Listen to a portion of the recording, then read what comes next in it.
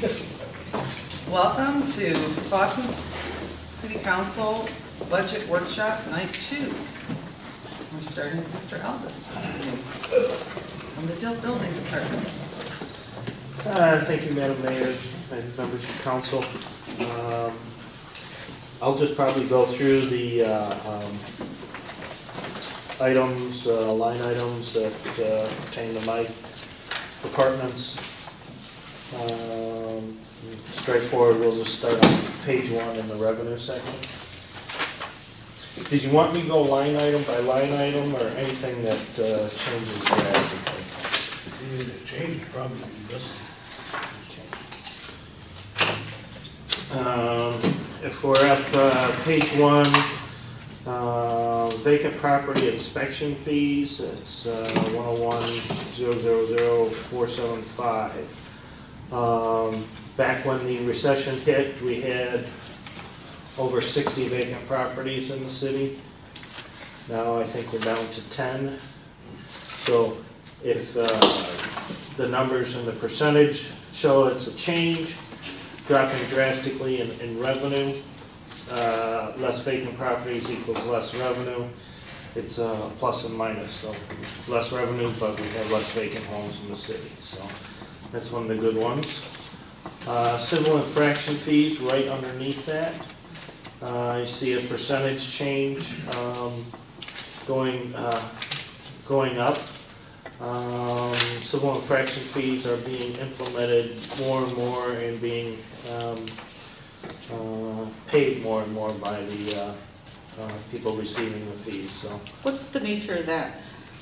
it's mostly cleanup and debris on people's property, ignoring. Usually we have the verbal and then the written, and then the second notice, written notice. Could be something as simple as front yard parking if they choose to ignore it. It's a less of a fine than a misdemeanor with the $500 and or 90-day jail, which most of our land development regulations are covered under. Okay. It's just, it was created to be less intrusive on the people and just make them be good neighbors. So it starts off with a smaller fine. Mark, is there an individual budget for this department, or is it even with all the general stuff For what Jim is addressing? I'm in revenue right now, and Yeah. then I'd get into the expenditures of the department. So you don't have a one separated out with just his revenue and expenditures like you do for the other departments, though? no.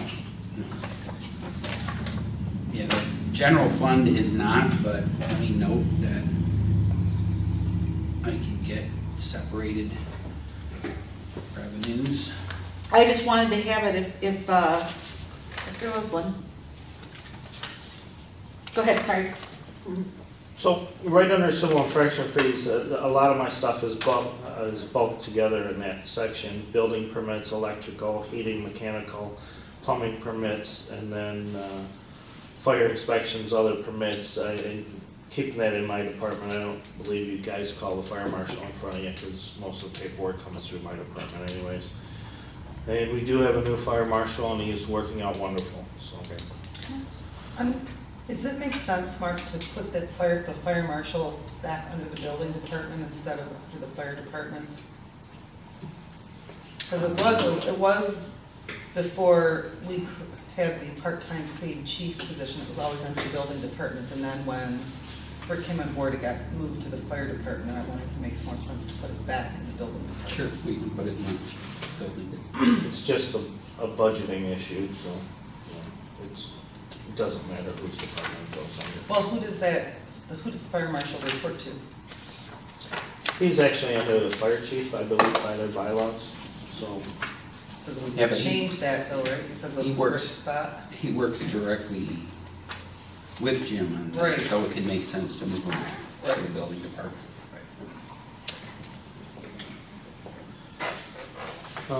So our building, electric, heating, and mechanical and plumbing permits have all been increasing yearly. It's been going up. I think I warned you guys back in one of the budget sessions that nobody was investing before the election, and usually after the election, only the people invest that when they're their person gets in. But this time it was different. Both parties were investing after the election, no matter whether their person got in or not. It was just the economy was ready to break. And so everything's going well on the permit sides. So everything's showing a increase in percentage. So going farther down the page, we have zoning fees and site plan review fees at 622 and 623. Those are holding solid. Zoning fees are, zoning permits are sheds, fences, decks, driveways, stuff that aren't regulated under the building code. And site plan review fees, that's the what we get in the commissions to go in front of the planning commissions and site plan review.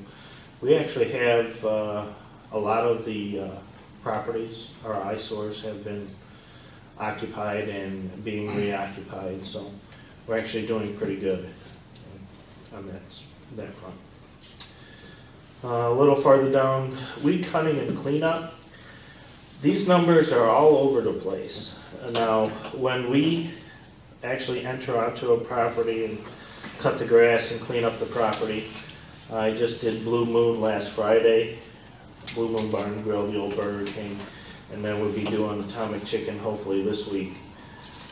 That we have to pay the contractors who did the work, and we send our bill. So you can show a huge profit if they pay it. Usually people don't pay it and we throw it on their taxes.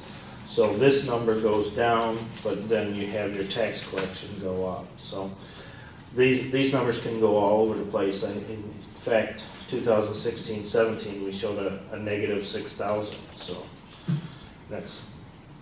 we're ballparking on the numbers that we're generating with that cleanup. Certificate of occupancies. It's holding solid, it's dropping a little bit.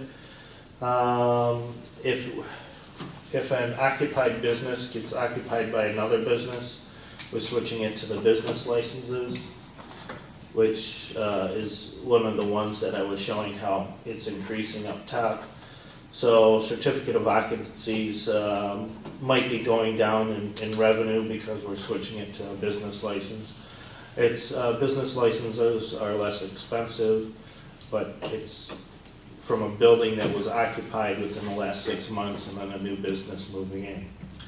Clawson's one of the better towns in activity for businesses, so it's actually the number going down. It's a plus and minus thing. So the next page. Page 2, 671.5, that's snow removal. That number goes up and down just like when people don't pay. Either it goes on their taxes or if they pay. In fact, one season we didn't have any snow cleanup because it ended up, we didn't have any snowfalls where after 2 days that there was snow on the ground. So.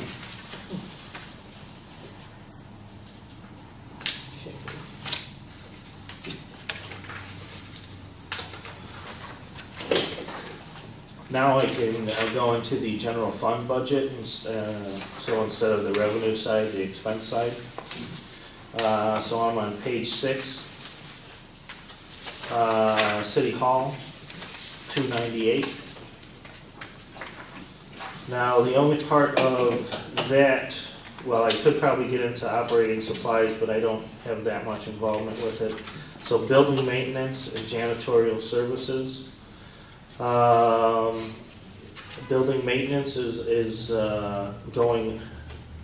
costing more, and you see a 22% increase. The building's getting older, the roof is a year older, all the equipment's a year older. There's a busted window in Mark's office.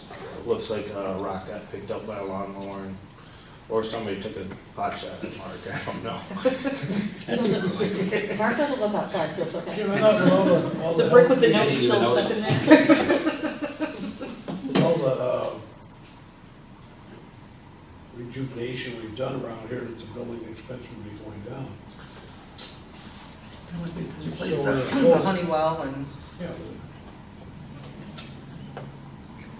Well, we do have a new contract with the furnace people, Miller Bolt, and that. It's just continual maintenance. Hopefully it'll hold, but we were anticipating it going up, so.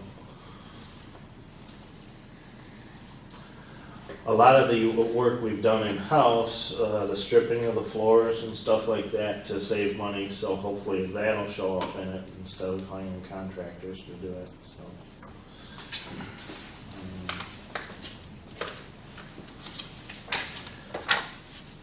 If you'd like to reduce that and then we control our spending on it, we do have the option of doing that.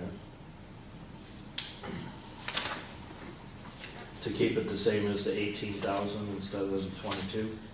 Okay.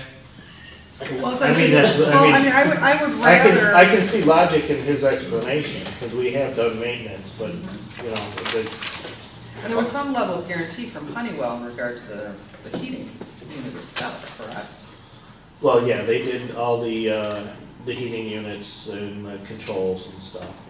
Honeywell's savings comes in the computerized controls, like every weekend, the whole city hall drops down certain temperatures, and then they bring it up when it's occupied and stuff like that, so. I just, from the standpoint, I would consider that old equipment that we have to worry about maintaining that specific item.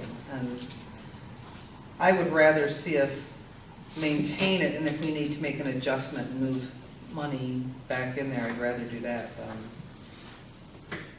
just anticipate possibly it may. Well, does this, use a stove in the employee kitchen, or, I mean, anything over there fall into this? that's all new. No, Stove is? no, not there. What? We're talking about the What? That one's new. The one in there is from. That- No, yeah, that one, yeah. fifties. Oh, It's gotta be from the fifties. Yeah. Well, they should use this one, this is a new one. I just remove it. Yeah. Thoughts? Let's go to 20. Instead of the 18? Are you currently at the 2115? Is that, No, or is that's from last the year? amended budget is 18,000. Sue, what is year-to-date for you? For operating supplies? Yeah. I just happen to have that right here. Building maintenance. For Building city hall maintenance. expense, Building maintenance. Oh, sorry, yeah, sorry, building maintenance. building maintenance is at, 20,281 has been spent year to date. I also, while we're talking about that little grouping of expenditures, question why miscellaneous is left there when miscellaneous was moved to operating expenses for all the other departments. And what falls under miscellaneous? Yeah, so there's $8,403 that's been spent on miscellaneous for City Hall. And every other one we looked at that's been moved up to operating. Well, we can do that. What I prefer to do is give you a detailed list of everything that's in miscellaneous. And if you're okay moving that to operating supplies, we'll do that. Okay. Because I think this is the only miscellaneous that we have left. But yeah, we'll look at it, and, yeah, the idea of miscellaneous is kind of a catch-all, but everything in there, I think, could probably be categorized as operating supplies, which occasionally is a catch-all. But I'll do a printout of the detail of what's posted in there. And then if you're comfortable moving that 10 to operating supplies, we'll do that. What would be the drawbacks from doing that? I mean, what's the differentiation? There's not really. I mean, if most of the stuff in miscellaneous is closer to operating supplies, it makes a lot of sense to just get rid of the Oh. miscellaneous there too, which is what kind of the focus was a couple of years ago. Because the question would always come up, what's in miscellaneous? And then we look it up. Oh, those could be operating supplies, so. Gotcha. So it's a good point, we should move, since we're doing it everywhere else, we should move that miscellaneous to op supplies. I would like the list. But I'll, that's in yeah, I'll there. give you a printout of what's in there. Okay. Sorry, I didn't, you guys were talking about building maintenance, I derailed the conversation. So how old is the roof? I believe it's only 10 years old now. So I think they did that when they did the. Yeah, previous. Honeywell did the roof in, so it's 5 years. 5 years ago. The rubberized roof. What we have is this section is a low pitch roof, and the police section's a low pitch roof. And then this hallway in the middle is a flat roof. So it gets 50% of the rain pushed onto a flat roof, and then we have roof drains here, in the middle and at the far end. And if they get clogged with leaves and that puts a lot of pressure on the roof. So when we get roof leaks, it'll be right along this hallway.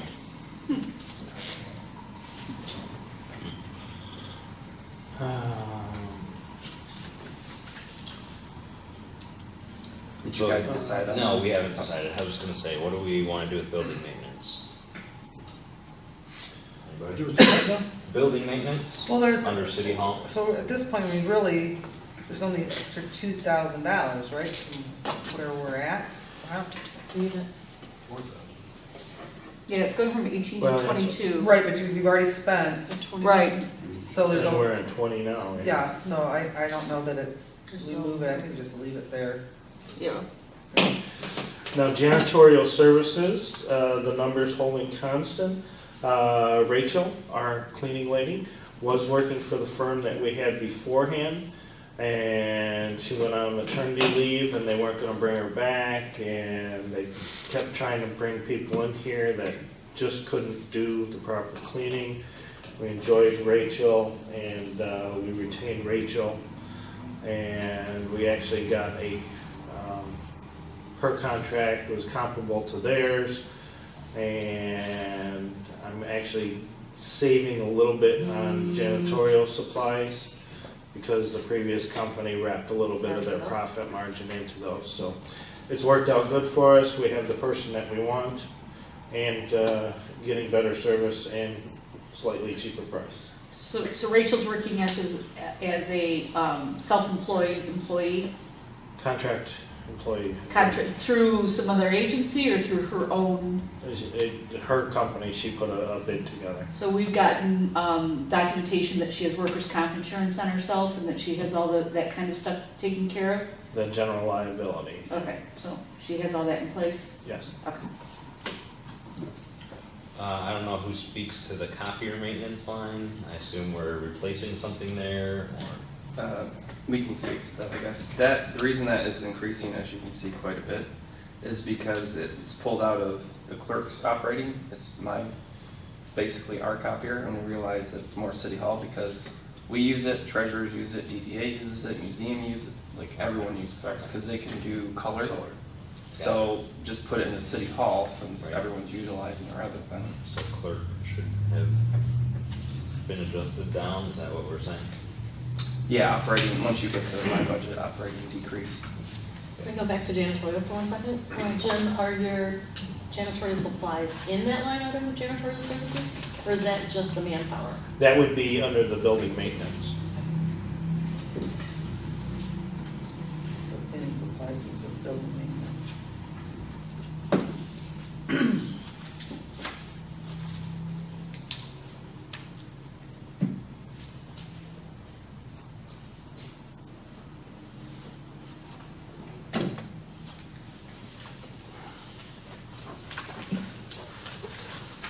That's all I have for City Hall. I can move on to the planning department on page 8 now.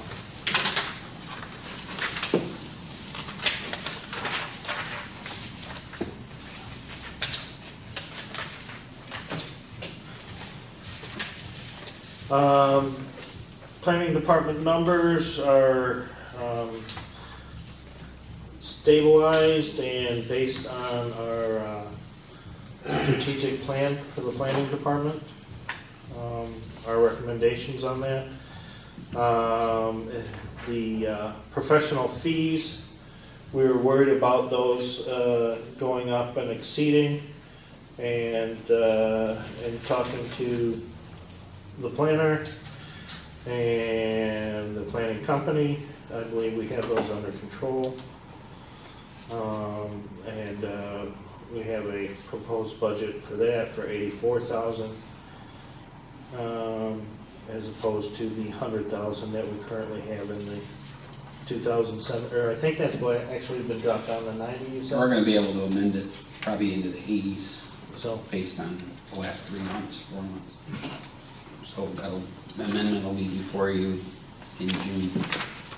we saw escalating cost, talked to them about it, and we got those costs under control, so I thought it was a pretty good negotiation, so.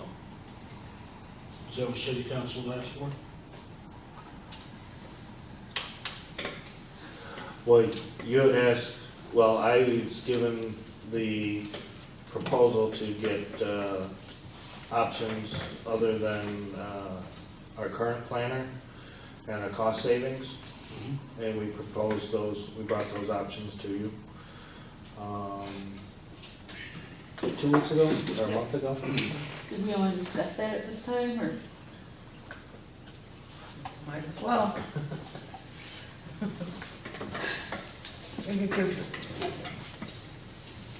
I guess Greg is staying on wasn't approved by council. That was not an option on the table for our standpoint. So from our directives, that option isn't on the table. And so then there's the other two, which would probably change this budget number based on those recommendations. I know we discussed about the one fellow, and we just, well, I did, at least Mark and I did, I believe, and about the owner's wife, and I believe there's another person in the middle there that, I don't know how that worked out, but basically, that's not what we, well, it had somewhat what we'd asked for. You did go look for it at McKenna, and obviously, the three weren't qualified enough for us.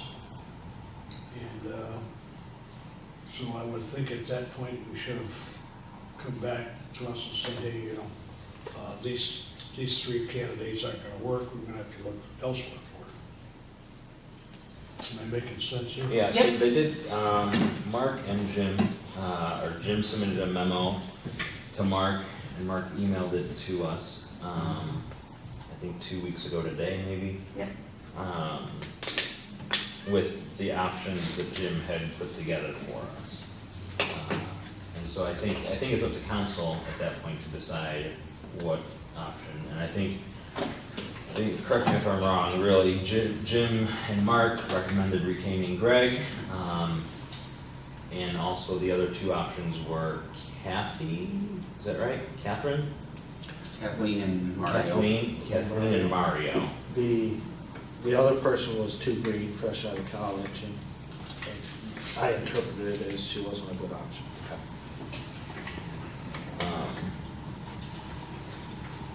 And I think, as has been alluded to here, I think Mario or Kathleen would be the direction that we were thinking, or leaning towards, so.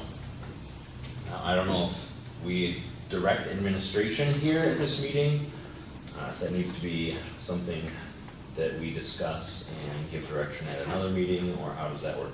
I think we want to discuss it further as a council and maybe give administration a little bit more clarity on what the options are at another meeting. But certainly that information will affect budget numbers. Are you not willing to take Jim's suggestion to have Greg come before us and explain his whole process of thought, and perhaps we may think differently about what, the current perception? Or do you not want to invest time in that?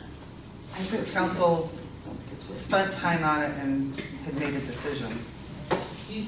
Council spent time together on it and made a decision, and I think that's different than spending time with the person who you know, it's like the guilty party or whatever, and I don't wanna use the word guilty party, but, I feel like it's not really fair or judicious to not even give him the opportunity to explain things if there is something else to explain. That's all, because his work has never been questioned. Jim and his team like him a lot. He came in after Vivian and picked up and ran, and there's been a lot of activity here, and I'm not trying to sway anybody, but I just feel like you just owe someone something based on their practices and based on their professionalism, and I know there are inherent problems in this whole thing. However, I think character is something that is more than just one thing, and I think he's shown his character throughout, and I feel like it's a real huge disservice to Jim and his department to like gut it. I just don't think that's even wise for the city. But I'm only one voice, so, and I've already been outvoted on this, but I just think it's not fair. I just would feel like it would be remiss if I didn't say it.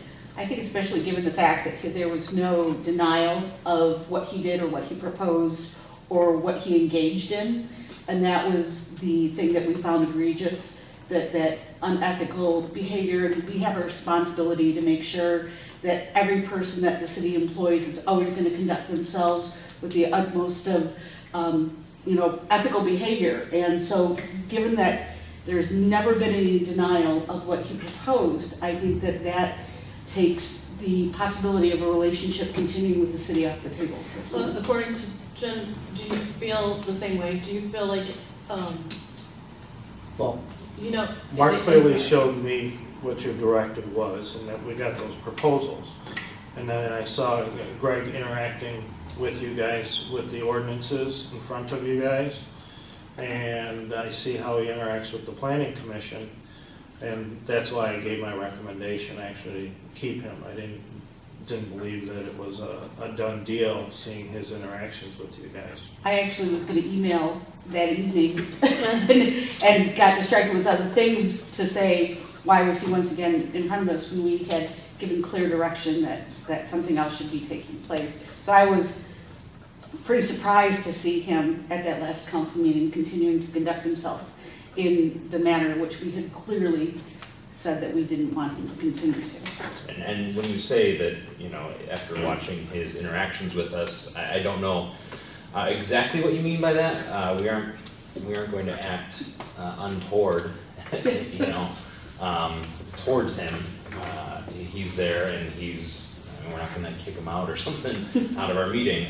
He's there to perform a function. And you say that Mark clearly communicated to you the direction of council. Yes, that's why we came up with those three proposals. Well, if it John were Jackson. if it were clearly communicated the decision of council, what you proposed would not have been a proposal, frankly. Well, I believe I said. Well, the blame sounds like it's on me, and I was very clear in our meeting that I don't think there was anything done unethical. You disregarded that, that's fine, that's your prerogative. But I'm telling you, I think if you had given, like Paula suggests, Greg an opportunity to explain his proposal, you'd feel differently. Because according to the memo, the letter that you guys sent out, it doesn't seem like there's a fraction between him and McKenna. If there's not, then there couldn't have been anything major that was wrong. And I get this, if I was on the same page in the beginning, like, it looks a little iffy to like say I'm gonna do this and then we're gonna pull her and do that, like switching roles. But if you look at it from an employer standpoint, McKenna's not gonna, if he was doing something wrong, McKenna's not keeping him. Like there would be no time to do that. We don't have any evidence which to draw that aside from the fact that he's still employed. And we don't know if he has a contract, we don't know what the employment relationship is. Just because McKenna has not terminated him does not suggest that his activities was My anymore. conversation with the owner of McKenna was that they were waiting on clear direction from Clawson on what our decision of council was. And we're not going to discuss, we weren't going to have that conversation with Greg until there was an official movement from Clawson. But I don't even know what McKenna is aware of regarding the proposal. I mean, we're talking in circles in this public meeting, but I don't know. I don't know what McKenna knows. Yeah, I talked with Kathleen Jackson, and they are aware of the proposal. Okay. So, like I said, I feel responsible because I was asked to ask Greg to put the proposal in writing, which I did. And then I believe that proposal was used against him. Well, I mean, you guys were moving forward with it without even a proposal on paper, frankly, so. Well, no, it was an idea. I brought to you an idea. And if it was an idea that wouldn't be considered, there wouldn't have been a proposal.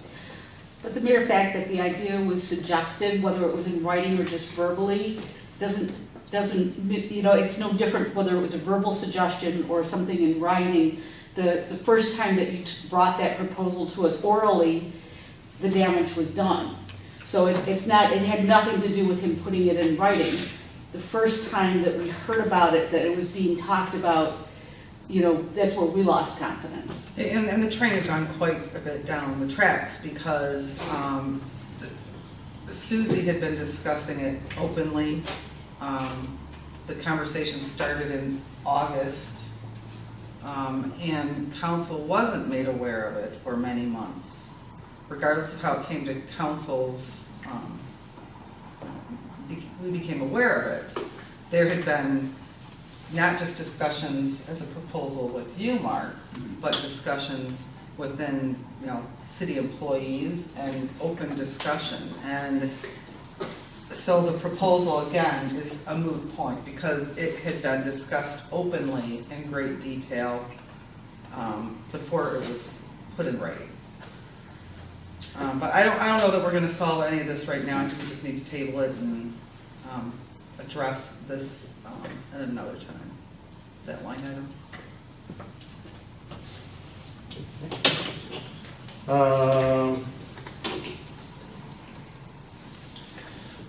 Memberships and dues has increased, well, they increased for this year. Also, memberships and dues, you want us to get more training for the planning ZBA and development ready. Also, there's a Michigan Association of Planning that we can have planning commissioners at $650, and at $950 we can have all ZBA, City Council, Planning Commission members to be part of the Michigan Association of Planning. And then if we just have Susie or our future planner, their membership dues are $60 each. I think with the membership dues that we have, the 1,300, we could handle that for individual memberships and or just the planning commission. If you wanted to add the ZBA and council, I would believe we would have to bump that the membership dues and up. Oh, Jim, what are the benefits of that organization for all of those people? Well, the Michigan Association of Planning is basically like the state level of all planners. So they all,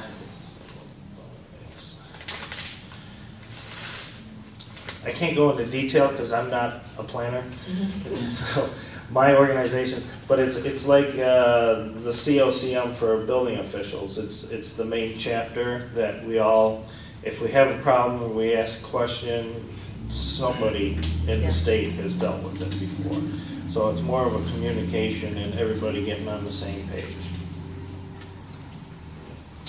So, Paul, from being on the planning commission and having zoning board ideas, is there a benefit to having those individuals be members of I that think organization? at my Or maybe want the chair, or do you? No, I've had conversations with other people on planning, and my thought on this is, you're put on a board or commission, which is a great honor, and you bring with you whatever knowledge and experience you have, but you're basically being dropped into this environment that takes months to figure out what's going on, how the internal portion works, what the history of all these things are, because there's a lot of history with a lot of things that come before planning especially, and it's all relevant. And I think a professional organization that you could link into online or attend meetings or something, I think it would be beneficial, because I think conversation in these kind of settings is really important just to get an idea of what other people are doing, what a common core is, you know, what the threads are, like, just like normal practices and such. I think it would be very beneficial. So historically, we have not signed those individuals up as members, would it? No, we've offered like Oakland County membership, Master Gardener training, you know, MSU offers a couple of different training seminars, but it's more on an individual basis, not as a full membership. So if we want to go this route, this is one of the ways to do it, and it is one of the larger organizations. And everyone wouldn't participate, no doubt, but if you had a few people who did and just bring better skills to the boards and commissions, it would be beneficial. Do you not think so? Like, do you think it would be beneficial? You're the one that's dealing with people. Yeah, well, that's what, I'm basing it on Susie's recommendation on it. So she knows all the Oakland County planners, and we have a couple of people that work for Oakland County on our boards now. And she has her previous experience in this, and so I'm basing it on her recommendation that it's advantageous. Well, I know, looking at like the MSU classes and stuff, some of that stuff's kind of expensive if you were to do it on your own. I know I've wanted to do some of them, and then there's always the time constraint, and then there's always the, does my family care if I spend $350 on this, or should I put it towards tuition, you know? So I think if anything that you can offer for this volunteerism that people are going through, and it's an education base, I think it's a really good thing. I think $950 is not really cost prohibitive if you're talking that many people. My personal view. Yeah, I'm a fan of taking care of our planning commission. I'd love to see them get some sort of small stipend per meeting, but if we can offer them this, I think it'd be a great thing personally. Yeah. So take the budget number of 1,300 to 2,300? No, I don't believe that I would use it, and it would be worth spending the money on me as a member. But if he's talking ZBA, planning, all of your staff and council, is that what that $950 is for? Mm-hmm. If 5, 6, 8 people used it, it's worth it. I'm sorry, I thought there was like steps involved, that's why. Well, it's $60 an individual. You can get the entire planning commission on for $650. And then it goes up to $950, an extra $300 to add the ZBA, city council, and planning commission. I mean, would it be worth polling the individuals to find out if they would want to do it? I think so. I think it'd be a good idea. Ask all the committees. Is that right? Does that make sense then? Sure. Okay. Maybe between $650 and $950 kind of thing, maybe it's. Save a couple $100. Oh, exactly. Okay. At the next planning and ZBA meetings, we'll ask those boards.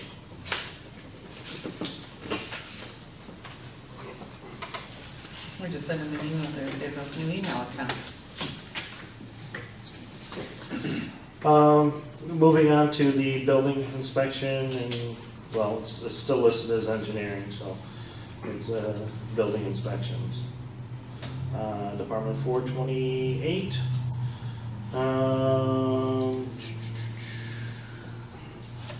Everything seems in line, nothing really changing too much.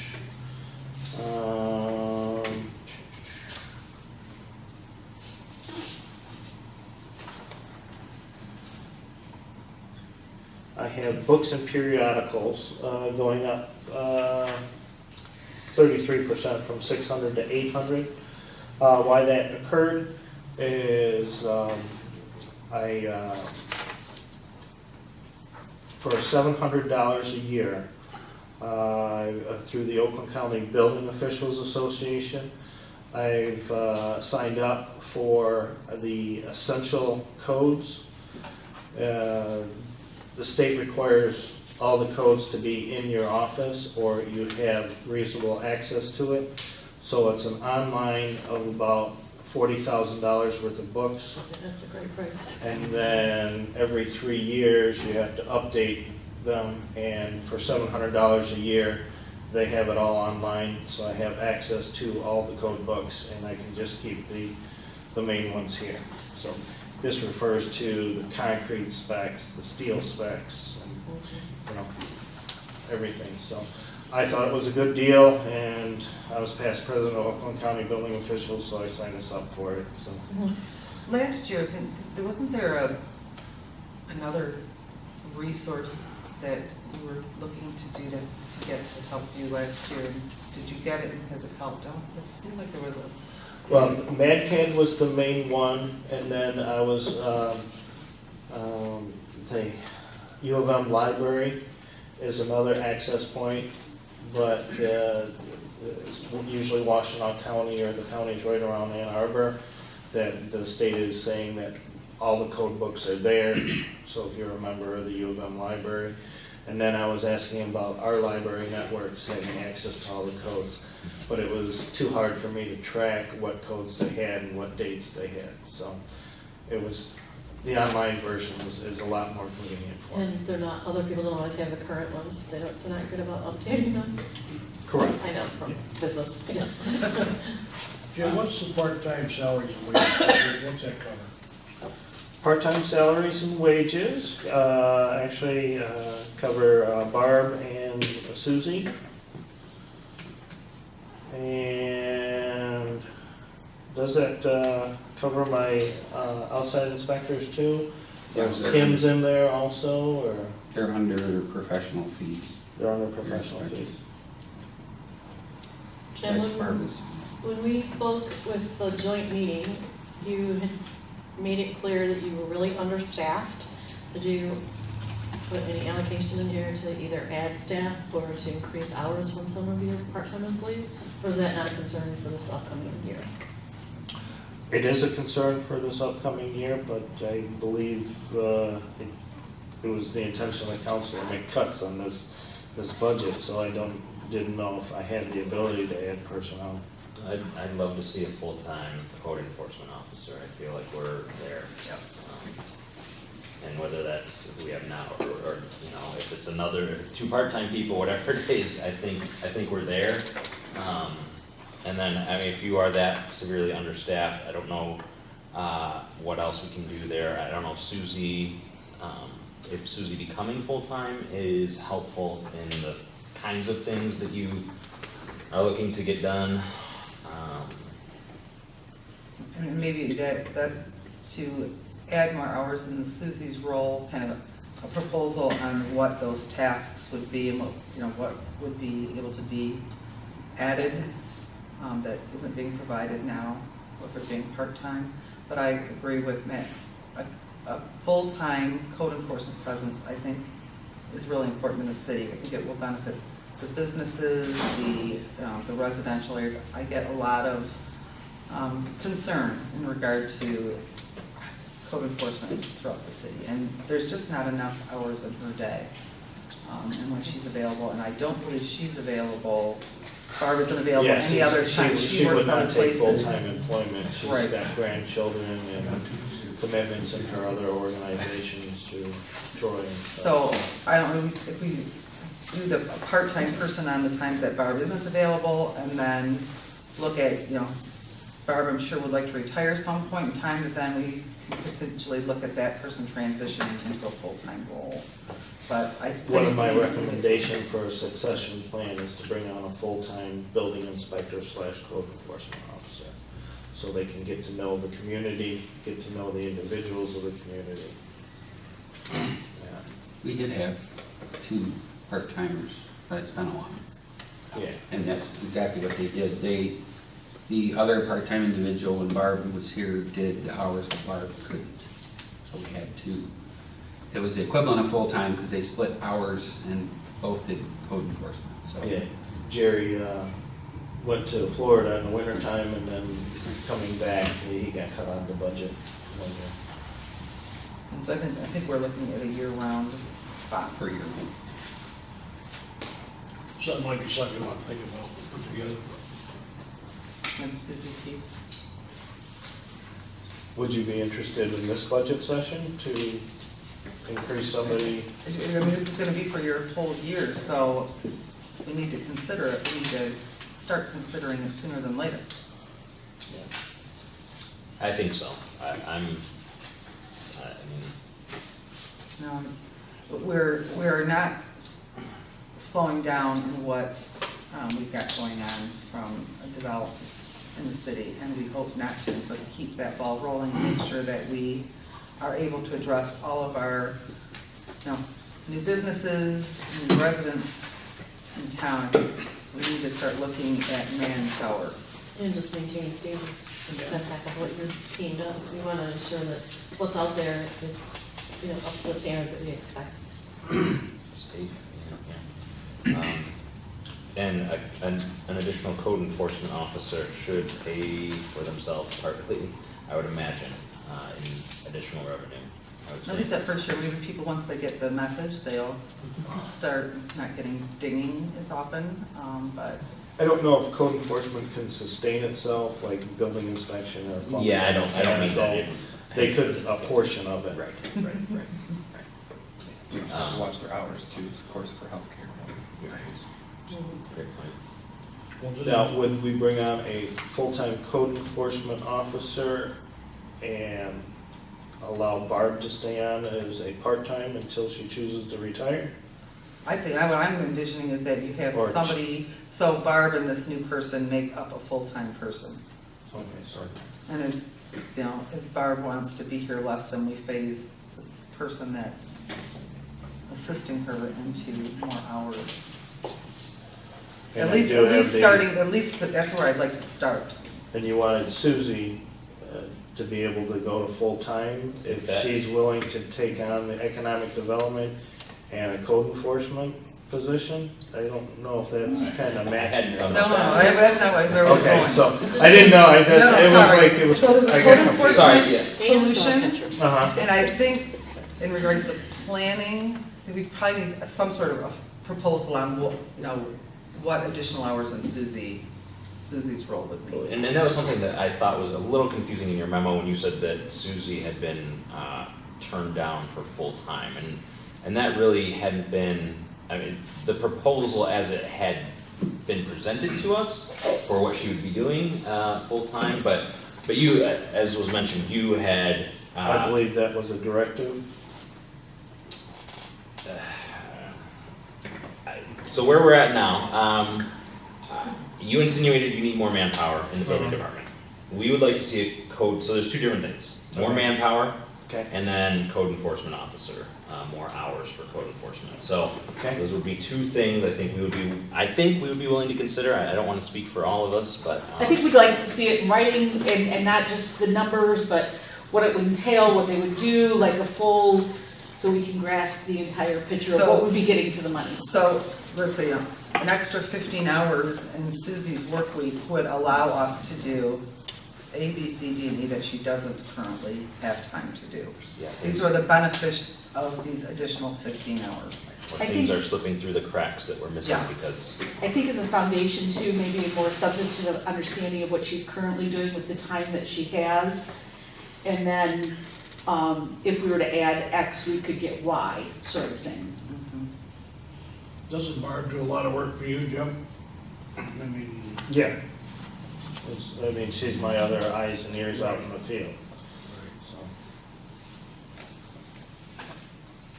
We just want to empower your department, because it's really critical to, just the general welfare of the city. And, it's the impression that people see. What you maintain is very important. It's like the police department, you have to have that presence. You have to have someone who's on it, or things slip away.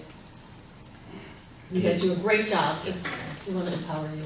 And if we are moving to another city planner, I can imagine that would add an extra burden to your department, so.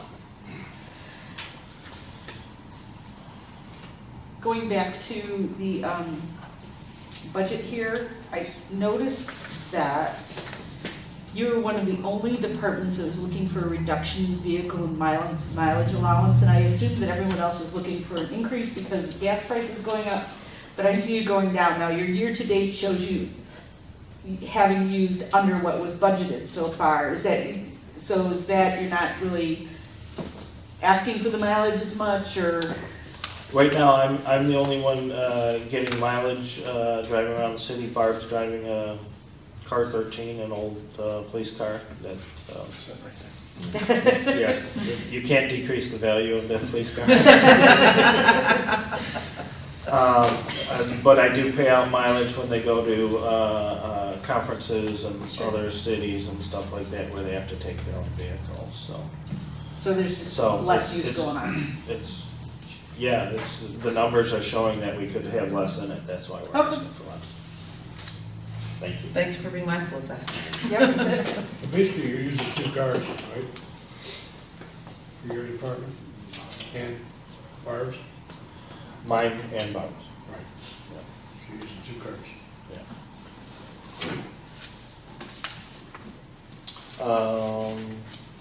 The fire marshal, if he gets brought back into my department, does he have a mileage allowance? He does? Yeah. That might bump it back up, so. But you just move his Shift. fire department Yeah. allocation over.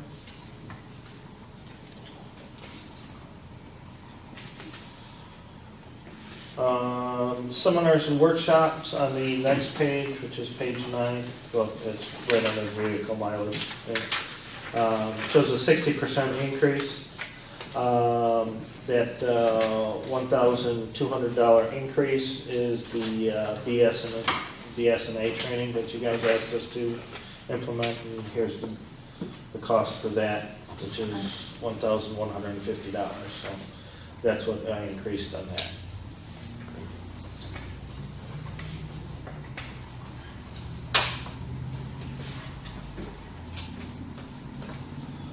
And everything Oh, else, that oh, you miscellaneous. guys cut my miscellaneous?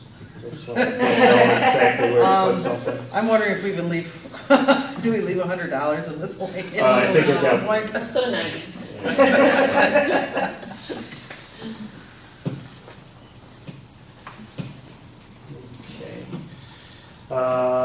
Now, senior housing fund? And before we move on, I just wanted to make sure that we knew, line 400-951, we are moving that to 2,300, right? $2,300. Did you want to kind of poll the other groups first, or you just want to move that to? Oh, yeah, no, that's a good point, yeah, so adjust it based on what we find with that. Which one are we talking about? Just Membership. planning, Oh, yeah, sorry, I put question mark and a note to poll the ZBA council perfect, thank you. on their interest in Sorry, membership. just wanted to feel better, thanks. I finally took a good note. it's a numbers sheet, Mark. You're right, numbers are not a problem. I don't think you're laughing too much, do It keeps sliding, like there's a slant. My chair, she Great. was. And this one slides all the way, I wish there was brakes on it, but you know, you can just kind of turn it like a high chair. I keep inching closer and closer to Paula, I'm gonna be in her lap in a minute. Get Tracy, you lean this way. That should be leaning more towards Polly. Where's the chair line item? We just need brakes on them, less oiled wheels. Anyhow, Some Velcro on, just put a Velcro strip on it, that might do enough. Biggest deal from the fire department. They've got some really nice chairs. Anyway. So page 20, proposed senior housing fund, 502, 602. So operating supplies, which is just a standard pass-through, and then building maintenance and janitorial services. As I was explaining to some of the council people beforehand, I had a water heater go out at one of the apartments. The lady's not there, so that'll be $1,000 hit. And then as we were looking for the water shut-off, we were looking at the water heater for the washers in the apartments. And the bottom of that one has rusted out. It's not leaking yet, but I can anticipate fairly soon that it's gonna go. That's a much larger one, so that'll be $1.5 grand. So, if you see the year-to-date at 17,000, when the mechanical Miller Bolt went through, they found 3 furnaces with rusted and cracked heat exchangers that had to be immediately replaced. So that's why that number's up so high. Unfortunately, when all the furnaces were replaced in the senior apartments, it was the same year. I think it was like a 1 month period where we replaced all of them. So we can anticipate 3 to 4 furnaces having cracked heat exchangers next year. They're at the end of their life cycle and we're gonna have to replace them again, so. I replaced them once, I've been here long enough, now it's time for them to be replaced again. So, the requested for 2018-19 at 15,000, I believe that was just a typo, I think we would have recommended 25,000 mark.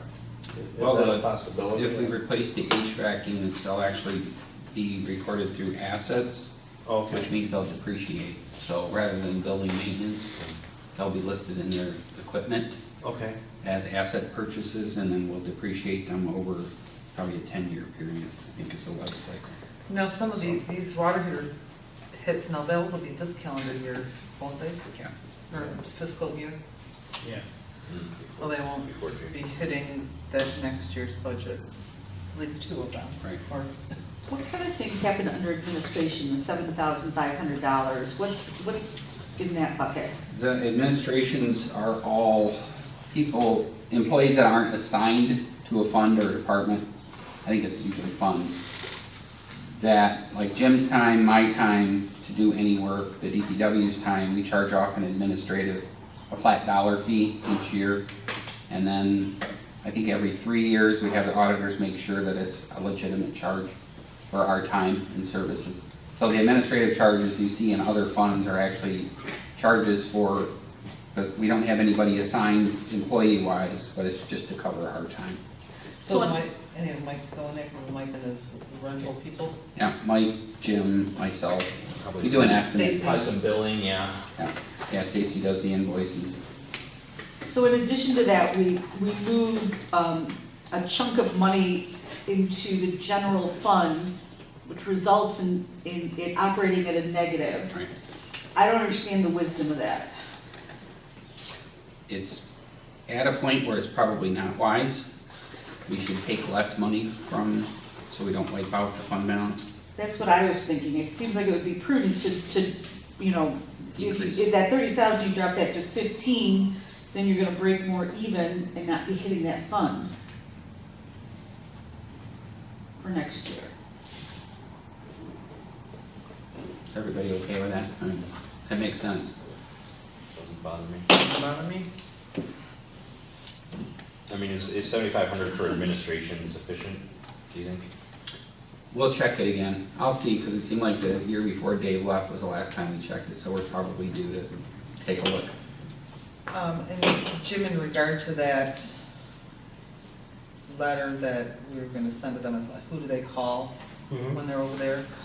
That may also affect these numbers, Mark, to say if we're, since I'm not sure the process, I know you were working on it, but if we start finding that they're calling that number for hanging some curtains, which there was some implications when I talked over there. I want to make sure that in our letter, we include call Kathy for the SHARP program for I did picture contact hanging and those Kathy. sort of things. And the SHARP program won't work for people that don't own the property. So That's not an option. it's not an option. That's why it wasn't included. Did you get a copy of the letter? I thought I put it in your inbox, Oh, I because we haven't been- mailed it to every I apartment. haven't been over there today. Last week, right? It was, yeah, it was last week. We worked on it. So, I might have forgot to put it in your inbox. what we're talking about, this section, Mike, you put a proposal into the documents that you gave us, that we didn't get to yesterday. Do you want to talk about that now relative to this, or Okay. do we read that? My proposal is to go to the voters to sell it if that is your choice. Of course, it is up to you as a council to put it to the voters since it is a large asset of the city. It is an option only because we're seeing that over time, it's gonna start to, as you're saying, more costs, and then just to be a city and to be a landlord, I think that causes issues. And we've seen issues over time with having to be deposed because of issues with possible lawsuits and other things like that. Just getting into that too much as city officials, I don't feel we should be a landlord. How did it come about that we were landlords? Do you know the history behind that? There, it was before my. Forever, yeah. 70s or something, I don't It know. was a long, Yeah.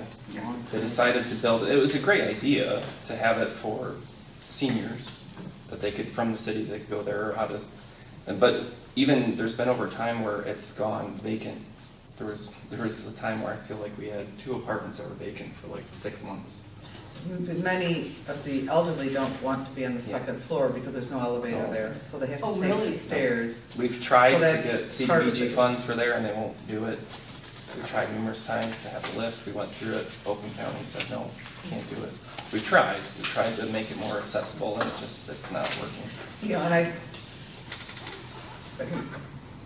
usually goes smoothly, but certainly the landlord handling tenant disagreements is rough to put the city responsible for handling personality differences. We've had many over the last year. Michelle, before she retired, had to deal with quite a lot, and we're just like, it's just personality conflicts. Why are we in this? Talk to each other. And partially because they don't have anybody else to go to, so they're looking for us or the police department, but none of it is police issue, it's just people not being neighborly, and they're in very close quarters, which just exacerbates the problem. Does anyone ever come forward like with an interest to buy it? I know that people contact you for, seriously, really, yes. Huh, interesting. Now, But that might not be who you want to buy. well, so I don't, What does that mean? I don't know, Based on what you want it to be kept. right, I don't know legally what we can dictate. Yes. We'd have to get the city attorney involved with this, but I would be open to exploring this personally. I think also that our local government shouldn't be in this business, frankly, but I would really, really like to see it remain as low-income senior housing. That'd be if there's any way legally that we could dictate that, that would be my preference, for sure. Yeah, because I mean, when I looked at Oakland County, they stated that back in December, it was hard for them to really calculate because it's an apartment complex. How do you sell a whole? They said it'd be about $770,000 as the market value. And then I calculated it that the assessed value would probably be $385, I think is what it was.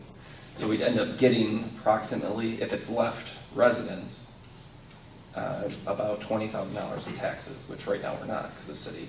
So we'd be getting that, so we'd get that first influx of the payment of the purchase of the building. It is 3 parcels. I did look at the overlay, so it is 3. So I mean, the intent you would hope, like you stated, is you don't want it to be raised and then become a parking lot because then you don't get the taxes. Does anyone have any idea what the public opinion would be if we were to put that on the ballot? I think that it'll depend on what options as far as buyers and what we're able to have our attorney writing.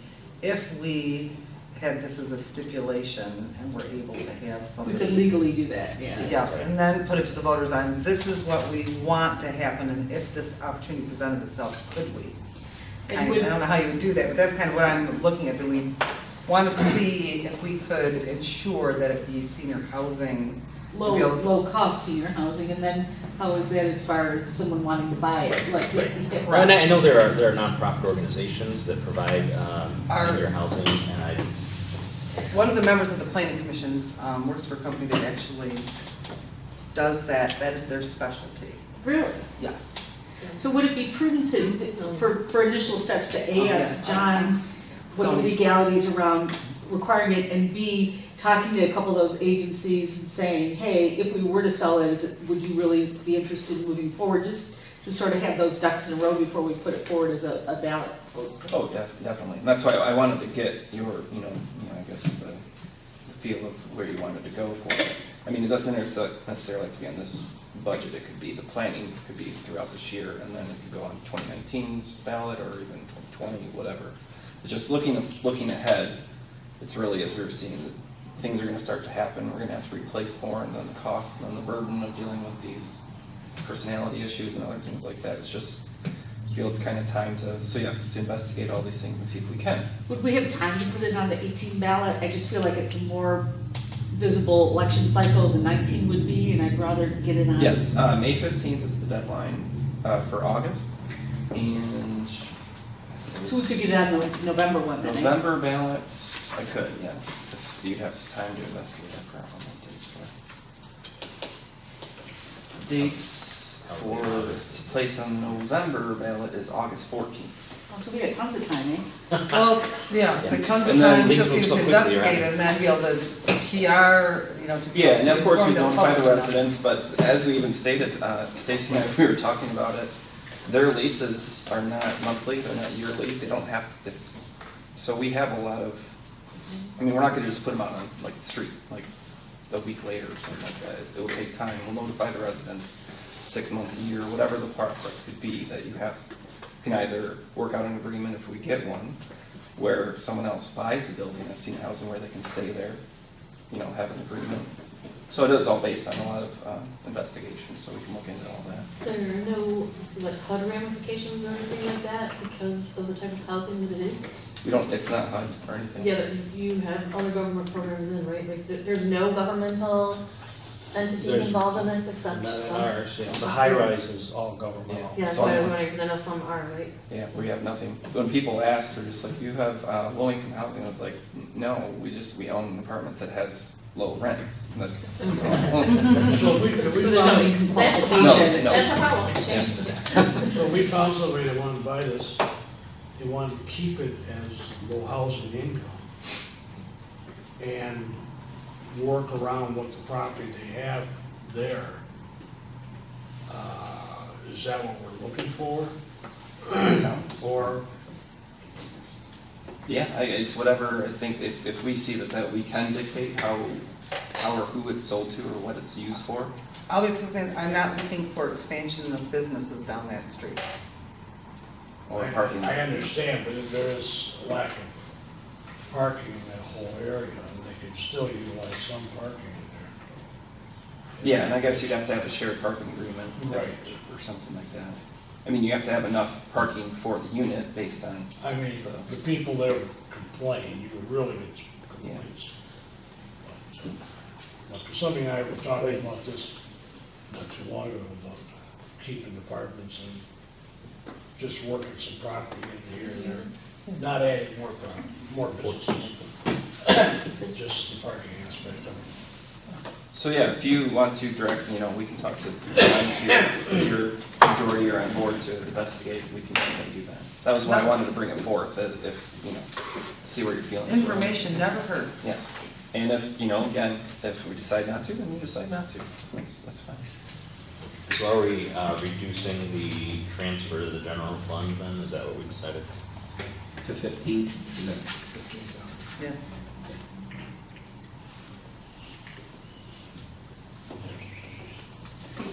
I know in years past, part of the budgeting was raising the rent on the residents. Is that, I had $10 a month in the revenue. It's $1,800 total for the year.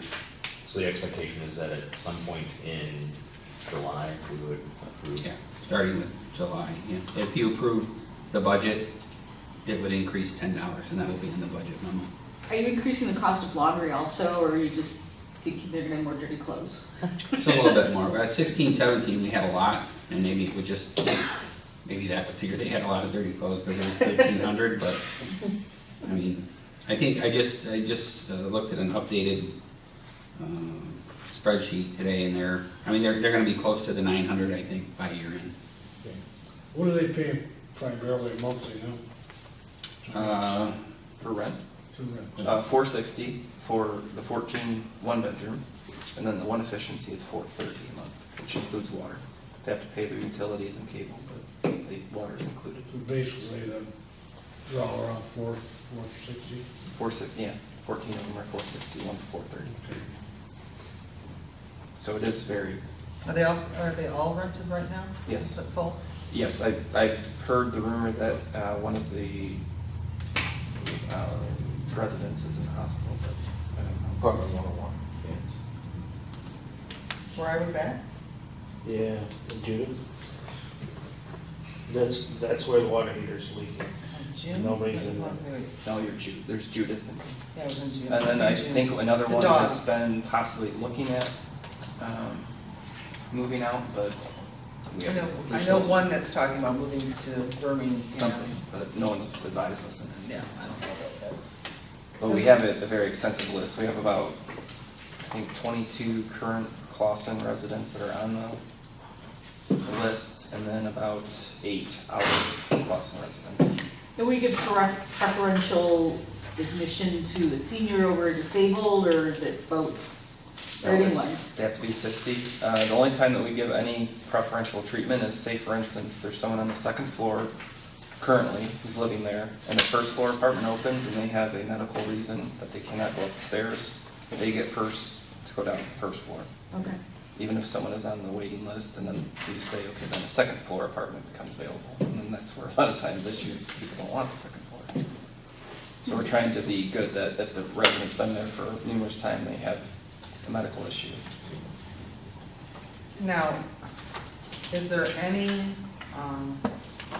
leeway in regard to that, you have to be 60? Where would that change need to be made? So let's say, after 6 months, you don't have anybody that's in that space that's 60. Is there any availability or any, We'd have to change the what would we need to change? policy. The policy, it's not a charter, not an ordinance, just wanted to make Is, sure. I think, in my opinion, we've probably exhausted our, I Let's move prefer on. if we move on, and this is a perfect example of why we probably, Sorry. no, I just, You're right. Well, you partially talked about some of mine. I know, Yeah, yeah, there we go, there we go. Mark, We're catching so up Mike's for- happy, we're like kinda, you know. Yeah.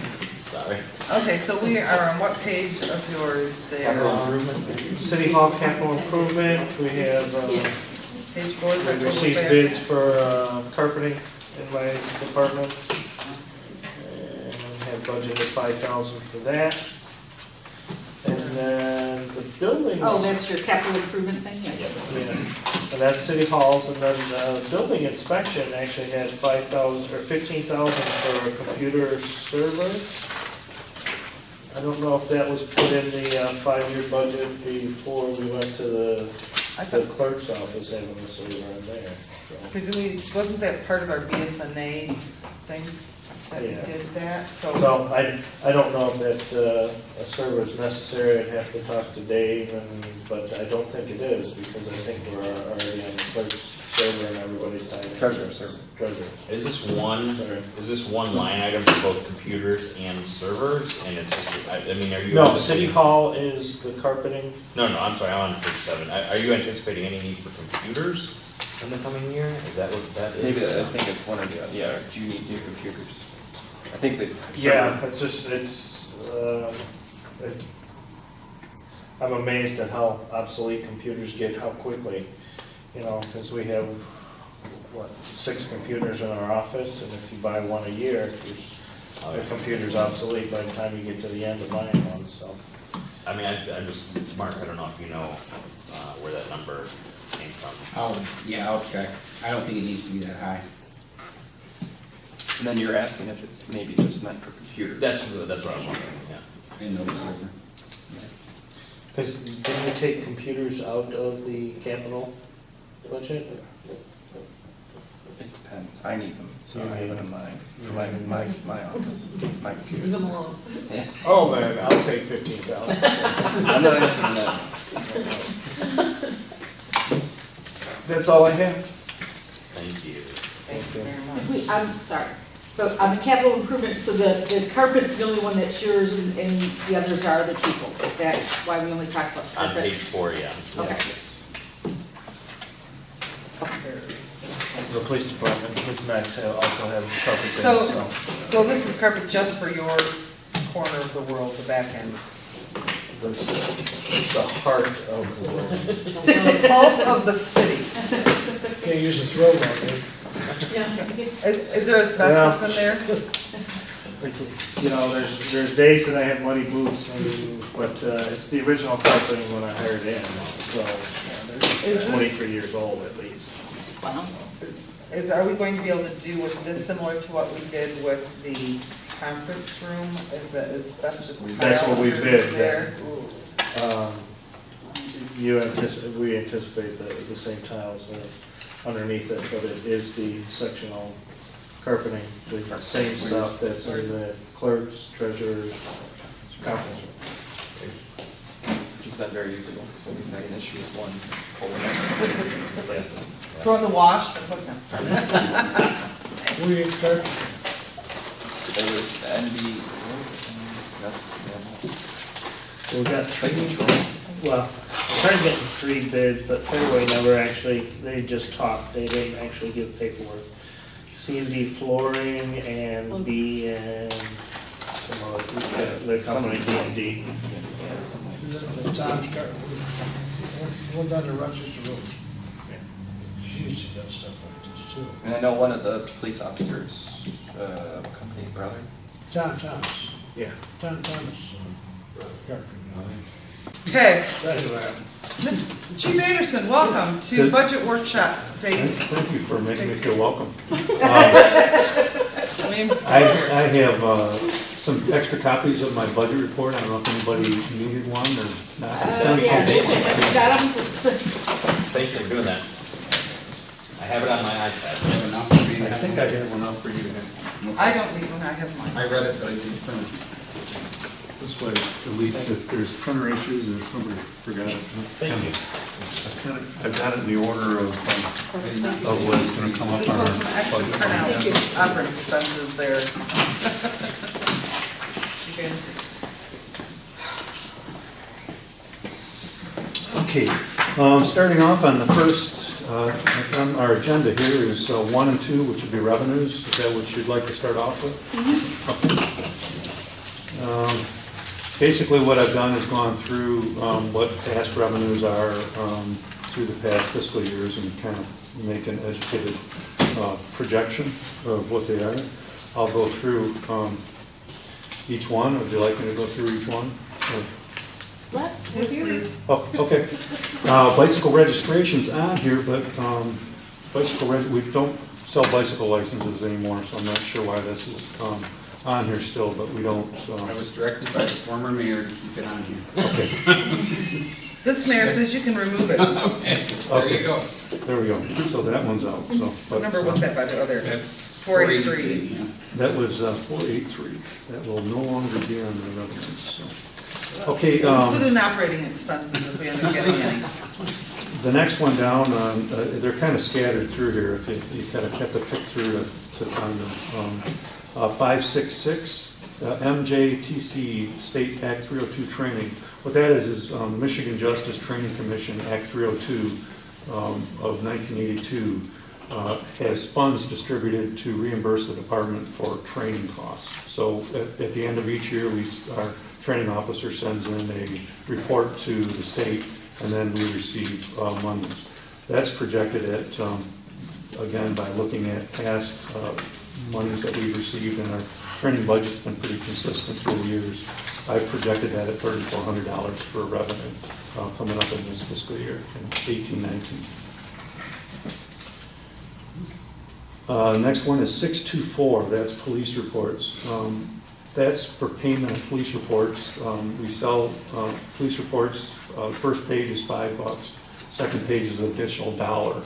A lot of times they're purchased online from, well, some police reports are, like crash reports are sold online, but the regular police reports, that's what that would be. That would be all grouped into the monies that we got from police reports.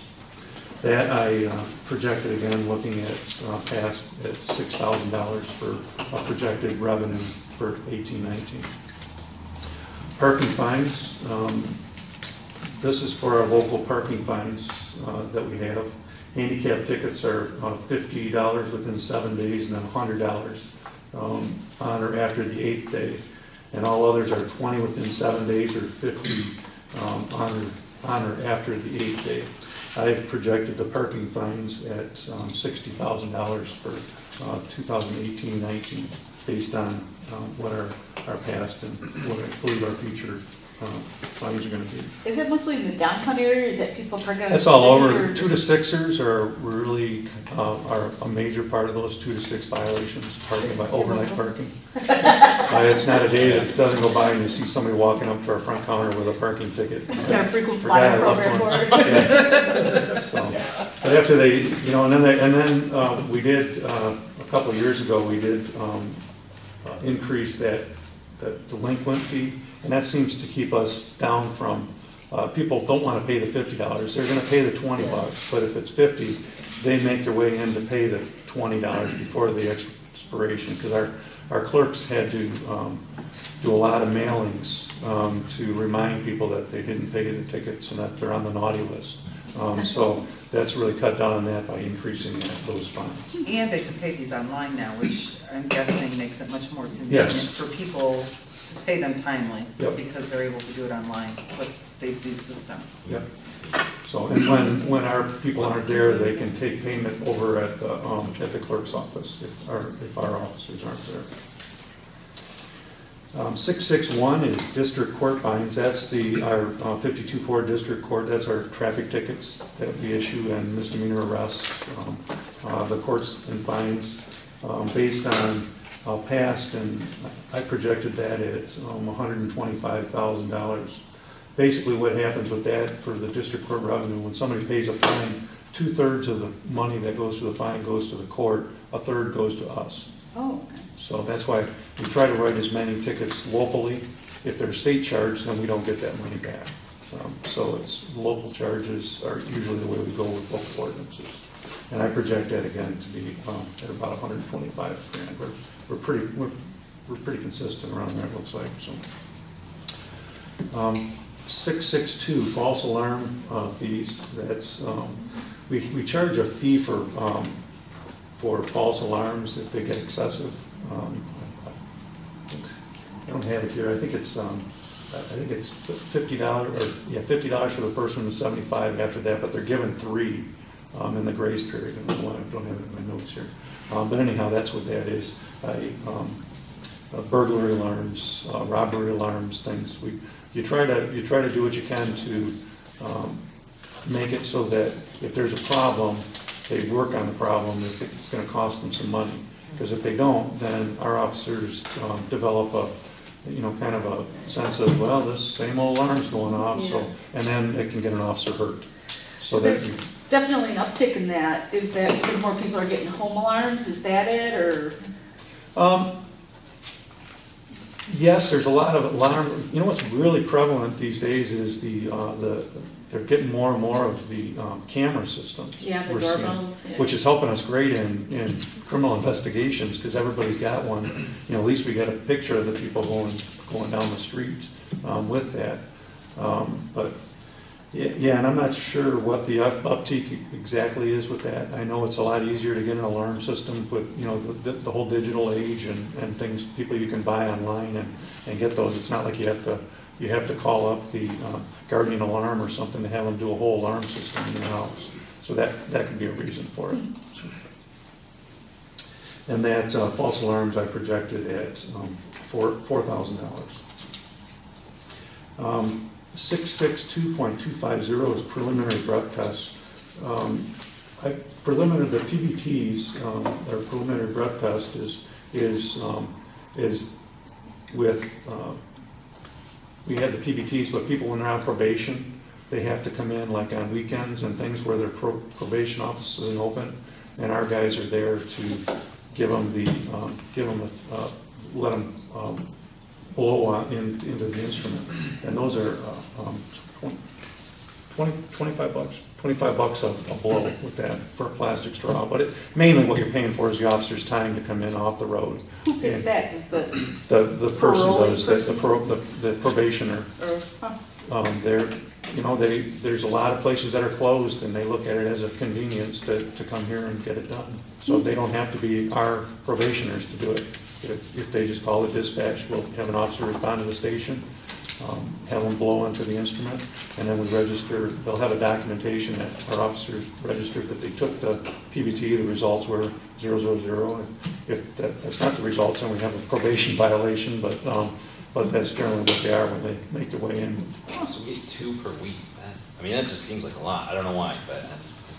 You should set up a stand and just have people come to you like Fridays or Another Saturdays. thing that we do that, well, we're kind of behind the times in it, but we do get people paying for, and I don't have a line item on it, but it's fingerprint cards.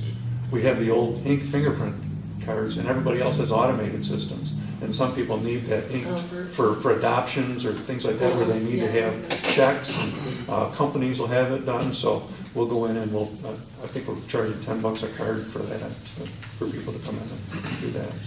It's now become an antique, I believe it's probably worth more now, isn't it? Yeah, it's just the old rolling of the fingers, so the old lost arts, so. The preliminary breath test, I didn't say it, I projected at $2,500 for 18-19. Okay, next one's police restitution. That would be, restitution that we would receive from a court order or some sort. That's somehow we get. That's sometimes I try to figure that out. Sometimes that gets misplaced. That money that comes in, I'm still trying to figure it out. It's in the line items, but where Stacy puts it when it comes into the city. I've set it at $1,000 for 18-19 for restitution that people have to pay to the department. So, taking a look at that, for the year to date that we have on that is $178. If you're not sure what the line item is that something worth investigating, whether or Yeah. not that's? I'll find out, because it's low compared to what it should be for all the restitutions that people make. And So money's going somewhere else versus that being a legitimate amount, so it's Right. not being properly allocated. right. So, Gotcha. and it may be going in through district court revenues or such, but that could be really time consuming trying to track that down in that. And I'm just going by kind of what the numbers were that I've seen on that, so. But I will see how easy that is to track down, so. Clemens reimbursement, that's number 662.750. That is monies that come in through the Clemens, which is our Oakland County information system that we use for the police department. And that is their online payment systems. When people go in and pay for tickets, crash report, the e-citation system, because all of our tickets go through the Clemens e-citation. It's not the old-fashioned write-out tickets anymore. It's that they go through and they get automatically fed through the Clemens system in the courts, and people can pay these online through Clemens. And they can also pay for copies of crash reports through Clemens also. So we get a check when they I want to say it's quarterly, we get a check from Clemens. And the way that's tracking recently, I put that at about $1,600 for 18-19. I've included my drug forfeitures in my body of my report, but basically, because we were for years tracking it as a line item from that, but it's really kind of a separate account for the drug forfeiture fund. What is that? The drug forfeiture fund is, by law, we can confiscate monies and property from people in drug-related offenses. And so we get on a regular basis, I mean, it's all over the place through the years, anywhere from $1,300 in 2012 to $14,000 in The year to date on that is at $129 so far this year. That's because it's not being, the income drug forfeiture revenue is, I'm not sure why that's probably what we've spent I'm not sure how Mark captured that in there. Mark, can you add anything on how you do that? Well, I know you took it out of the, You have a reserve, which everything should post through, and then since you have the separate account, you usually check the balance with Stacy and make sure anything that gets paid comes out of the pooled account, and it needs to be removed from the forfeiture account, and then you have to balance that with her right, office. so I have a whole ledger that goes through and it's audited every year. by- There really shouldn't be an income line item for it, so we're- It isn't, because it's kind of it's a fund in and of itself. And so those forfeitures have restrictions Right, you on can what only they're use them. allowed to use those funds for. They have to be for law enforcement purposes with it. It's not that you can't just go and put it into a general fund and stuff. You've got to keep Segregated. Yeah, you have to have it all done. Every year I have to do a report to the state of what monies we brought in, what monies we put out, numbers of forfeitures, whether they're contested or not. Most of our forfeitures aren't contested. If they are contested, it's done through the law allows us to make an agreement, kind of a civil agreement. Okay, half the cash, that's when Lieutenant Sarvello will work his magic with, okay, you know what, here's a settlement. To keep them from going to court for it, and everything, then that money is placed into the forfeiture fund. That usually happens in like a larger sum, like you get up close to $1,000, people, that's enough for somebody to come and fight for, so. Mark, in the list of reserve and gift account balances you sent today, there's police OWI forfeiture. Is that a different? That is a forfeiture different fund. Okay. That currently has $122.48 in it. That comes from drunk driving cases where it's a third offense, and they have either a confiscation of their vehicle or they pay X amount to Oakland County, and then we get monies from those individual cases that come into our account. That too is limited to the expenses. It's tracked separately, and it's put through. The monies have to be spent just for law enforcement purposes. And then the balance of the drug forfeiture fund as of March 30th, 2018 was $6,266.65 for our drug forfeiture. and I'll add that to I didn't have that quite figure from.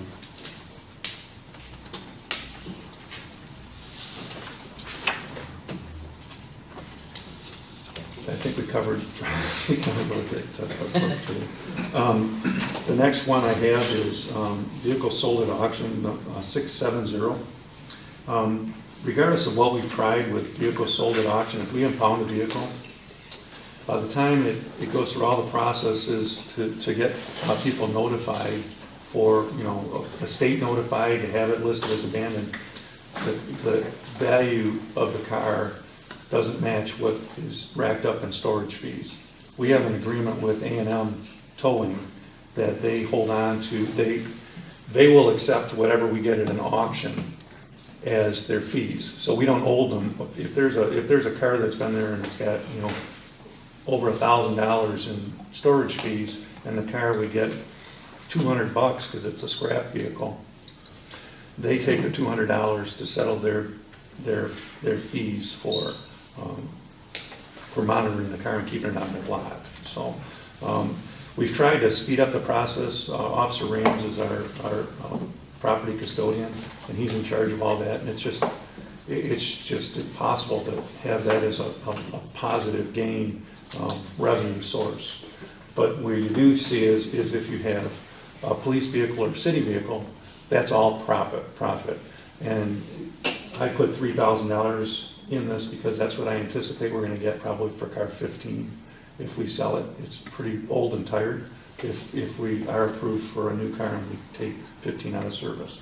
So I put that as $3,000 in that amount for the vehicle sold at auction. 670.500 impound fees. That's every time we get $100 a vehicle for someone to get it out of impound when their vehicle's impounded as a result of an arrest. That's and as you can see, it's Is that the only instance in which we impound cars here, or? Well, there are different ways that cars are impounded. There's a way if it's an abandoned car on public property, then we could impound it. That, you know, say it's out there and it's sitting idle, it hasn't moved, we would tag it for 48 hours, and after 48 hours, it could be tagged, or it could be removed after it's tagged. But when we tag it, we check, our officers go out and they check the VIN, make sure it's not stolen.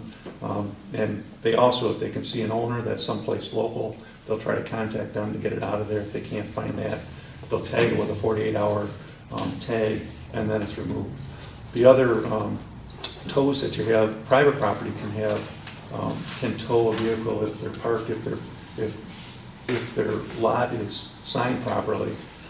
They can tow a vehicle, but that's not an impound. We have nothing to do with that other than our guys verify the VIN to make sure it's not stolen.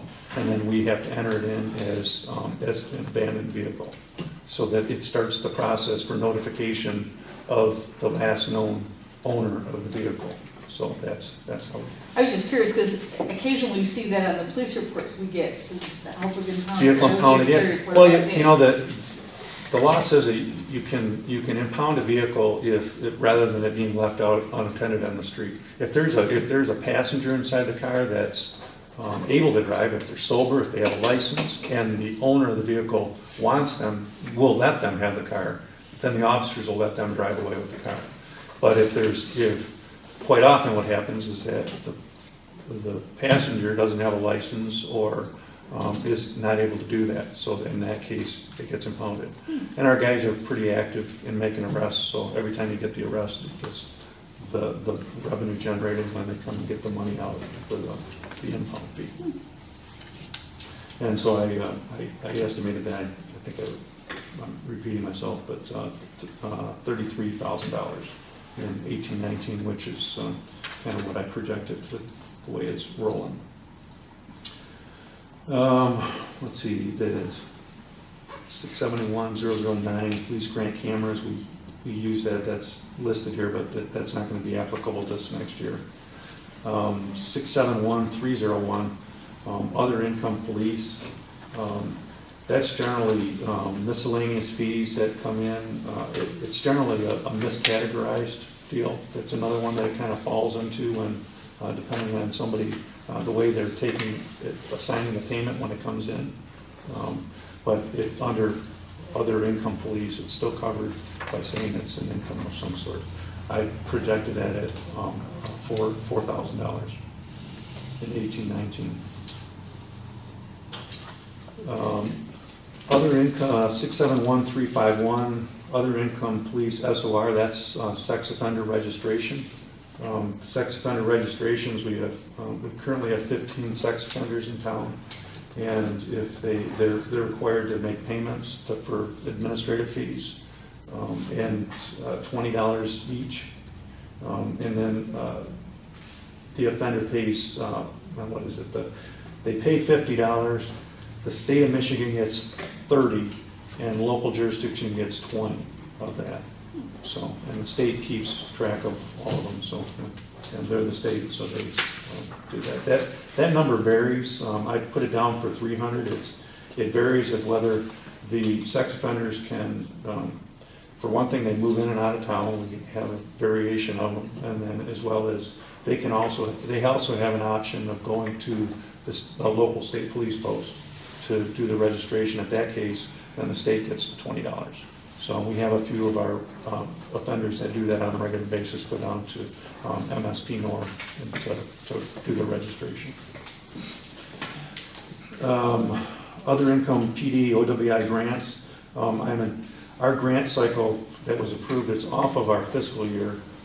It ends, I believe, in October.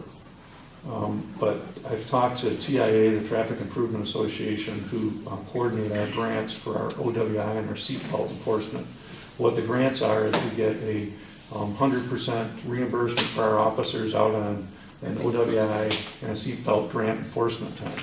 So we're killing a couple of birds with one. We're getting a higher enforcement level of officers. They have to be dedicated to the OWI enforcement or seatbelt enforcement when they're out there. Quite often they get other tickets and everything, that's fine too.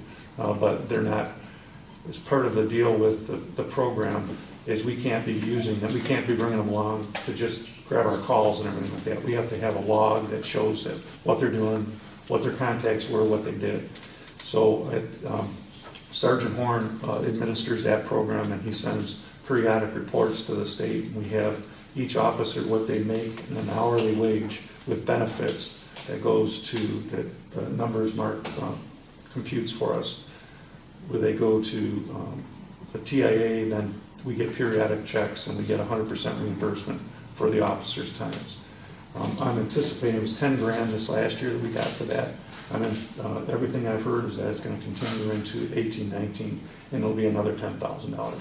So that's where. We don't have to reapply for that program, it just kind of No, it let just- it ride. If it's yeah. still there, we're just. Yep, part of it. and since I know we're we've been part very of successful. it, we struggled getting into it, but just because quite often the departments that they assign to it are have statistics that show crash statistics and everything that in order to get that. But I work really closely with TIA, and I also was able to convince them that it was paramount that we got in it, because we actually have three DREs now, so two DREs, yeah. So drug recognition experts. So that's another. We say we're serious about drunk driving enforcement, so let us in on the grant. So it's theirs for it's for. I tell the guys it's ours to lose, so as long as we're out there, our guys are making the drunk driving arrests and making the violations, so as long as they're out there doing their job, that'll keep coming. I'm guessing the recognition from SAD and those other organizations really help us maintain that. Yep, grant with because of MAD how- also, yep, MAD and SAD, and that's, so. It's a great program. and- Yeah, it really is. It's a win-win for us. But you'll see that that's a reimbursement grant. So the monies that we get with that has been added into our overtime budget. So when you look at our overtime budget, we are getting money back, but it's after we've already paid the overtime. So that's where that overtime budget would be less, that direct payment of our overtime costs for the officers. Because we are getting reimbursed for their overtime rate of pay. So. And that's all I have for revenues here. If anybody has any questions.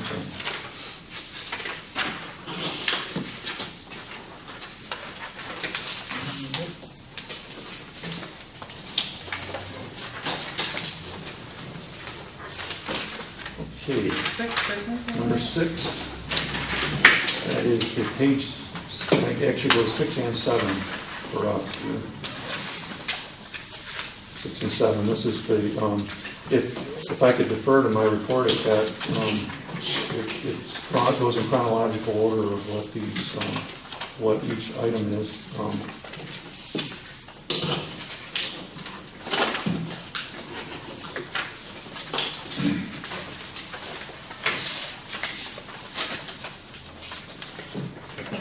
Okay, one thing that I back in, as I said in my report, back in 2010, we went down to 17 officers from 18 officers, which is what we were at when we restructured. I did talk to Mr. Pollock about it, and it's, I don't anticipate we're going to be hiring another person, but I kind of got the numbers. When we took that person off of the road, we took them off of the day shift. And so I gave you in my report that in 2017, the shortage of that officer resulted in 415 hours of overtime paid for the shortage of that officer, which using the overtime rate of pay roughly leads to $19,853 in overtime, as compared to the approximate cost for an officer's salary and benefits being approximately $84,000 a year. So at that point, we are, even though we're running shorter, we're paying the overtime to make up for that body that we're missing. If we're at full staff, we would be paying probably 20 grand less in overtime to get the body. So anytime you see that with us at that level, that's where that's at. I would assume that the overtime this year was impacted by injuries. and This year, people we've being been away. hitting the gut. This year, we've had a lot of things. It's just been one of those years. And we still have an officer out from an injury that we are down now. Just one officer down. At one time, we were down 2 for a long period of time, and then we had one of our officers have a baby. We had another officer go in for surgery, and I mean we've been struggling this year. But we're getting there. But, well, I guess I can segue right into that. The personnel services, I got that number from Mark, the salaries, and here's overtime is our next one here, so we can discuss the overtime. Looking at our numbers, I projected our overtime at numbers, line item 704. I projected it as a $10,000 increase over last year. We are gonna witness it by the end of this fiscal year, an increase. We're gonna have quite an overtime budget coming up for this next year, and I did document that in just what our first 6 months were. We were trending down the first 6 months of 17-18, where we spent $60,934. So we were pretty much on target, because the first 6 months is generally more than the second 6 months for overtime each year. It's just the way it tracks. You've got the 4th of July, you've got things at the beginning of the fiscal year that boost the numbers up. I don't have all the exact numbers of where we're going to be at this year. I can say that we have one of our officers returned to our afternoon shift. We were able to take the body off of afternoon shift, move him to days. Afternoon shift is our only shift that's fully staffed right now. The other, we're low on Wednesdays. When we're at full staff at 17, we're short if someone takes a leave day on a Wednesday, on midnight shift or on the day shift. So when we were short on days, we were paying overtime every Wednesday. We were paying 8 hours overtime every week.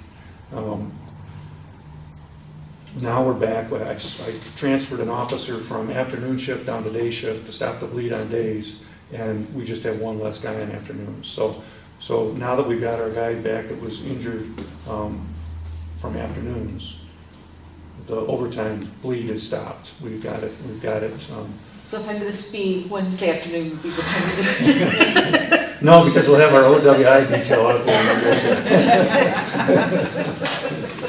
So anyhow, in looking through the numbers, the reason that I projected the $10,000 increase was a wage increase.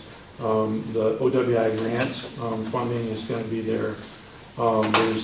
There's a proposed contractual change to go for the courtroom minimum overtime paid is back to 3 hours, which it was years ago, from 2 hours.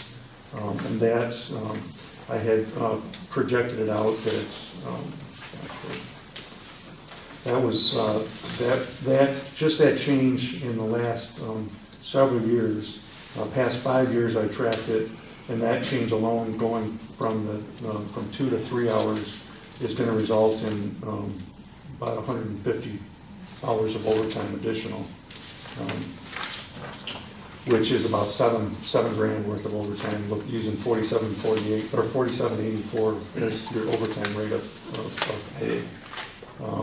So with that increase, proposed increase, if they do that, that will jump us up at least $7,000 with that alone.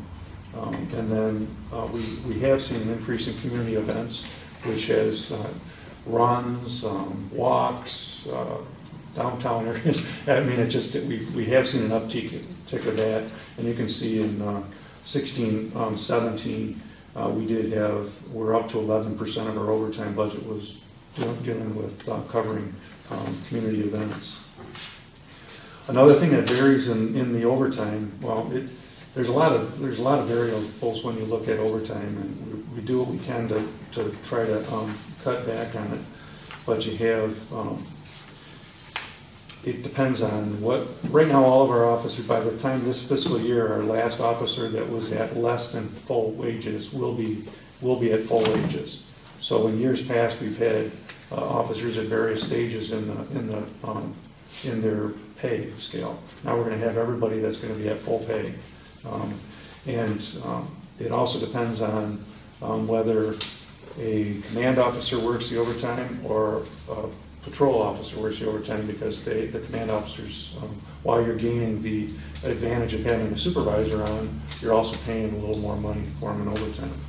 And the big, one of the other big variables here is, as I showed in the last 3 fiscal years, the officers have the ability to take time and compensatory reimbursement. And that kind of just changes with what the stages of the officer is in their life. You know, some officers at some point go through and they want to take all the overtime they can and make it all overtime. And some people get in a time where they want more time off because of family things or whatever. So that's a big variable, because you can see generally we're tracking anywhere from like that 24% in 16-17 to 14-15, we're at 33% of our overtime was taken in compensatory time, which that makes a big difference in your overtime budget. So that's the thing. Hopefully the guys will continue to do that, because one of the other proposals in the new contracts is to increase the bank to 40 hours. Is that 40 hours from the 24 hours, so that guys can maybe have a bank that can sit there for comp time that they can use a little more. Comp time can't be taken to create overtime. It's got to be taken when there's enough bodies to be able to take it. So although you're losing the body from the road, you are not paying out the overtime. You know what I'm saying? When they're taking leave time, you are one less body when they're gone. However, when they take their time in comp time, it cuts down on our overtime budget. Do they earn their comp time at time and a half? They also? earn their comp time at time and a half, but if they have, some comp time is earned, if it's a double time on holidays, they would earn it at the rate of pay that they're earning it, so. So, you know, we're keeping the budget, we're keeping the hours low so that it's not gonna be a liability in the future. We're trying to figure the 40 hours would eke it up a little bit more, that it wouldn't be, it would be something that they would use on a continual basis in that bank where we're paying, you know, the following year for the, you know, for a higher rate of pay on it. It works out. It's beneficial for both of us, for the city and for the officers. So. Chief, what do you got for retirements this year? Any of them coming up? None scheduled. So. What about like promotions too? Like if you have, I don't understand the system, so I don't. Well, we have, right now,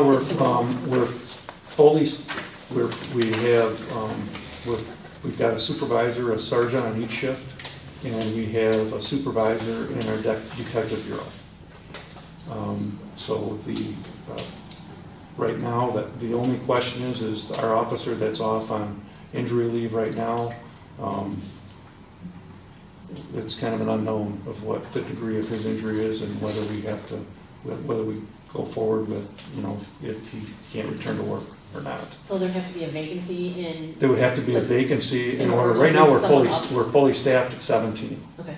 And when you have a vacancy come up, then then you have to fill that vacancy. So wherever that vacancy comes in. If it's a supervisor that goes, then you have to promote. Mm-hmm. And then if it's an officer that goes, then you have to hire. Yeah. So. Anything more on that?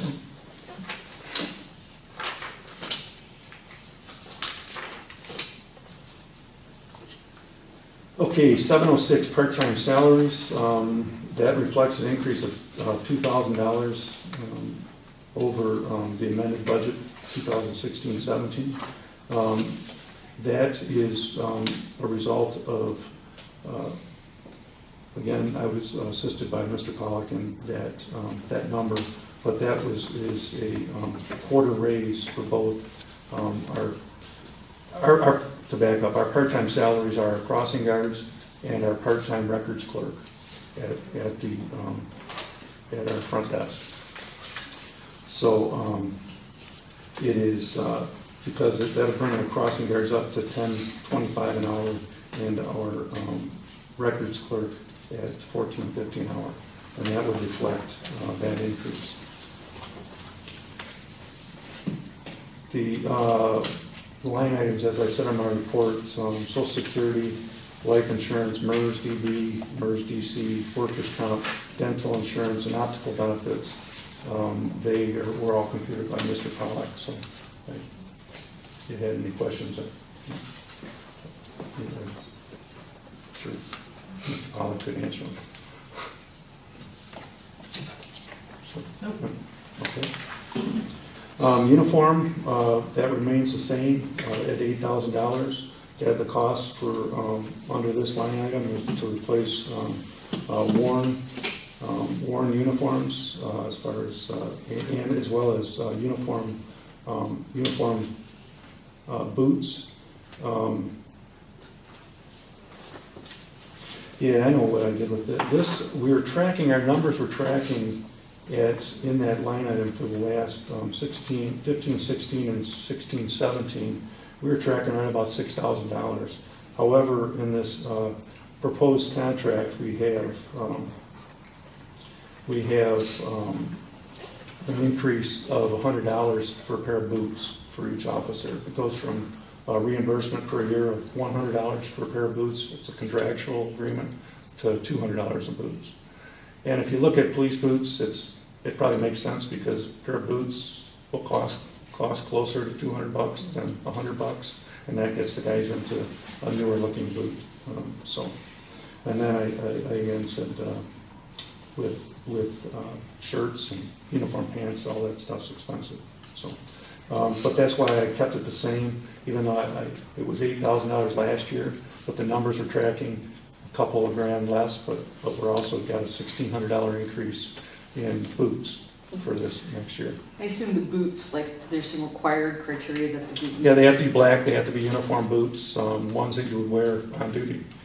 So, or shoes, boots or shoes. Are they like We don't like tell them. start steel-toed or something like that? No, we don't, we've never mandated that other than the appearance of the boot. There's so many manufacturers of uniform boots out there that to limit that would, I mean, some guys prefer Danners, some guys prefer Bates. So there's no like OSHA requirement No, like there's, that? we don't have that with the steel toe. Okay. So, And they're expensive. yeah, they Person are. with That's experience there. right.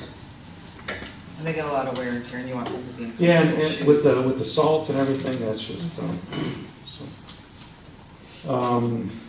720, tuition and education.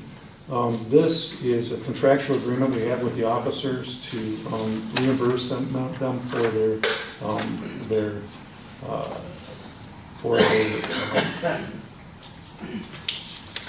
college costs. They can go back to, actually, it's for an associate's, bachelor's, master's, or PhD in police administration, criminal justice, public administration, or law enforcement related degrees. We do have part of it in the contractual agreement that they have to get their stair step down depending on the grade they get in the class, for as much as they get reimbursed.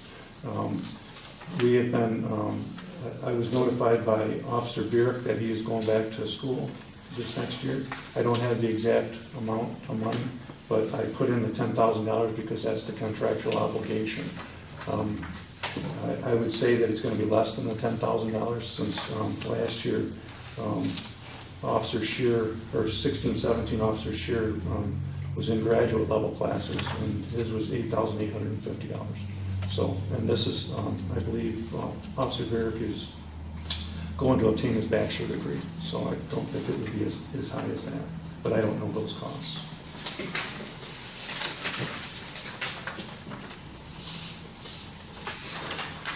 Okay, 740 operating supplies. I increased that by $500 over fiscal year 17-18. And tracking the numbers, and we've got an evidence tech on every shift now, and we need to keep them up with supplies. We've got a very energetic officer that keeps track of all of our equipment, make sure that all of our medical supplies are upkept, so we're trying to keep them all fully stacked in the cars. So we're trying to keep up with that, with all the bandages and such. And I have it listed here what our major expenses here in operating supplies. We have ammunition, which is a big one. We now make it mandatory for all of our members to carry a rifle out on duty just at this time, this day and age, which means that that's more rifle ammunition that we have to get. We started off with some guys that wanted to carry it, some guys that didn't, but they're mandated to carry it, or we're working on language in a new policy right now, but in this fiscal year, they will be mandated to it. We also have copy machine costs, parking ticket books, tasers. Our guys qualify with the taser, and we have to buy the cartridges, which are pretty darn expensive. $1,300 for the training cartridges for these guys to do their training. But even though we don't deploy the taser that much, it's a great tool to keep us from having to kill somebody. So they are a good tool to have for the officers. Like I said, the evidence tech supplies, as well as the medical supplies and operating supplies. So looking at the numbers, I projected that at being 14.5 for operating supplies. 741 cleaning allowance. In 16-17, the actual cost for $8,000. That's a fixed cost. Again, it's a contractual issue where the officers are reimbursed. It was $500. It's proposed to increase that to $600 to reimburse them for their cleaning costs for keeping their uniforms clean. If you had cleaning done, it gets to be pretty expensive if you're going to go forward. So 16, so that's an increase of what you see here is contractual. That $9,600 is what it's going to cost to reimburse the 16 officers at $600 a piece. 744 computer supplies. That remained the same at $1,400. It remains the same as 17-18 at $1,400.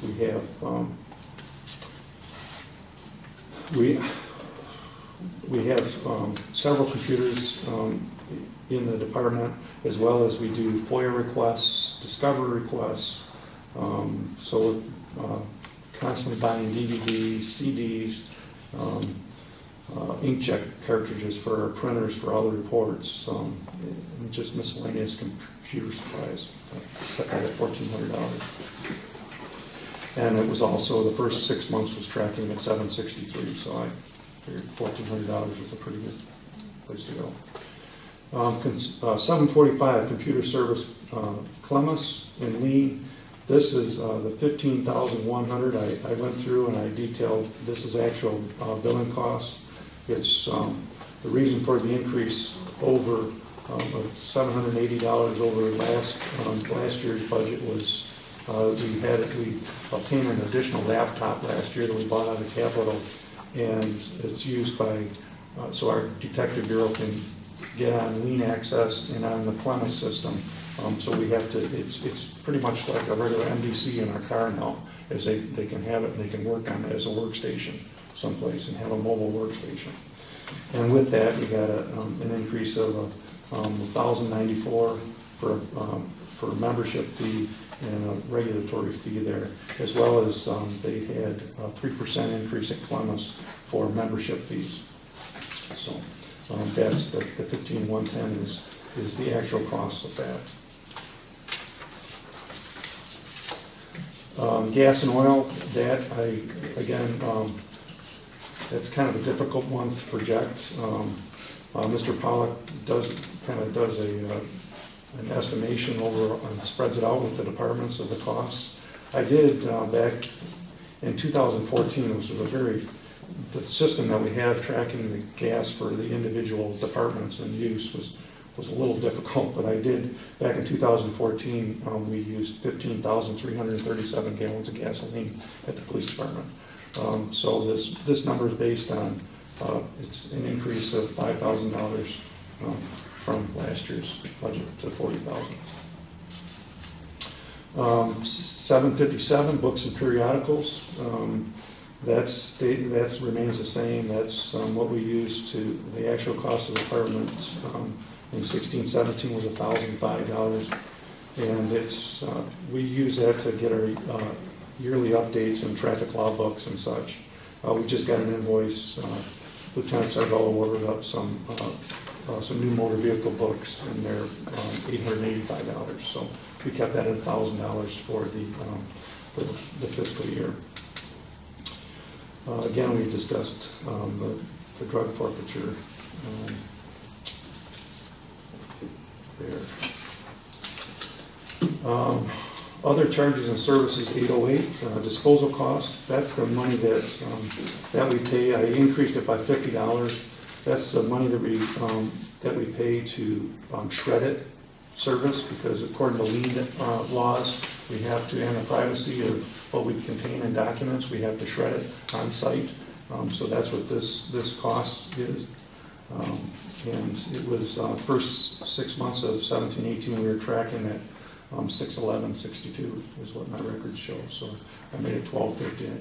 I bumped it up $50 from last year.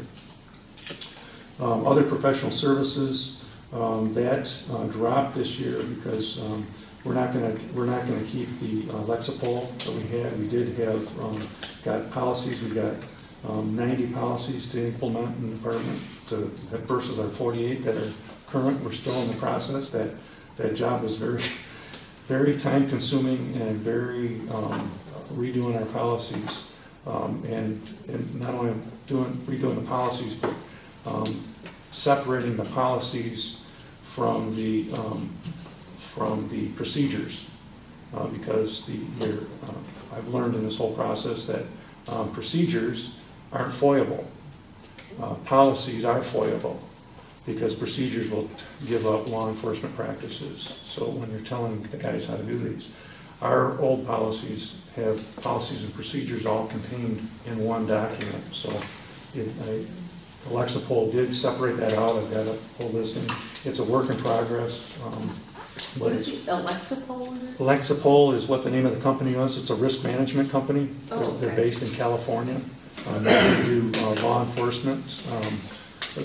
Actually, the founder of the company, his name is Gordon Graham. I don't know if you ever heard of Gordon Graham. Gordon Graham was one of the owners of Lexapol. Every day is a training day, and he's if you ever have a chance to see him speak, he's a very dynamic speaker. Ex-California captain, California Highway Patrol. Anyhow, so that I listed at $4,500. There's a lot of things that can come out of other professional services, whether generally we'll see an increase in years of when we have promotions or hiring, or when some years we've had expenses in this line item with, we've had expenses with dealing with disciplinary issues, fit for duty, evaluations, stuff that you have to send somebody to a shrink for. That's, officer has some issues, so all that would fall into this other professional services. So mental health provider. Mental health provider. I'm sorry, that wasn't PC this year. But So that's how he was speaking over there, but anyway. so the decrease is because we purchased. Lexapol was We bought it, very we have it, expensive. or- We've got the rights to their intellectual property. Okay. As long as we have to cite on a copy, because it's copyrighted, a lot of their material, but we combined ours and theirs. The agreement is that that you can use our stuff, but there's credit for our stuff, you know, like it's in the source of the document, it has to clearly say it's Lexipol. So you have work yet to do, but you've already. I have bought work yet it. to do, but I've put a lot of work into it. It was almost overwhelming. But it's, in fact, I think Matt asked me last year, you know, the whole program, it was one of those things where it was just easier for me to do myself, just because it just didn't work, other than I knew what I wanted to do. And so staff was it was difficult to have supervisors on different shifts, and they all have their own stuff they're doing, but we do have policies we're going forward and gonna put them into place. But it's been a tedious process. So that's why we dropped that down, was it doesn't have the expense of Lexipol. So, but with your paragraph here, if something were to happen and we needed to promote and hire someone, we could potentially have a cost of $17,000 we'd have to find. Yeah, it costs about $1,000 for a patrol officer. That's with their physical, psychological, and the process of it. That's not including a uniform. Uniform's about $2,200 to get a person, $2,200 to $2,500 to get the person uniformed.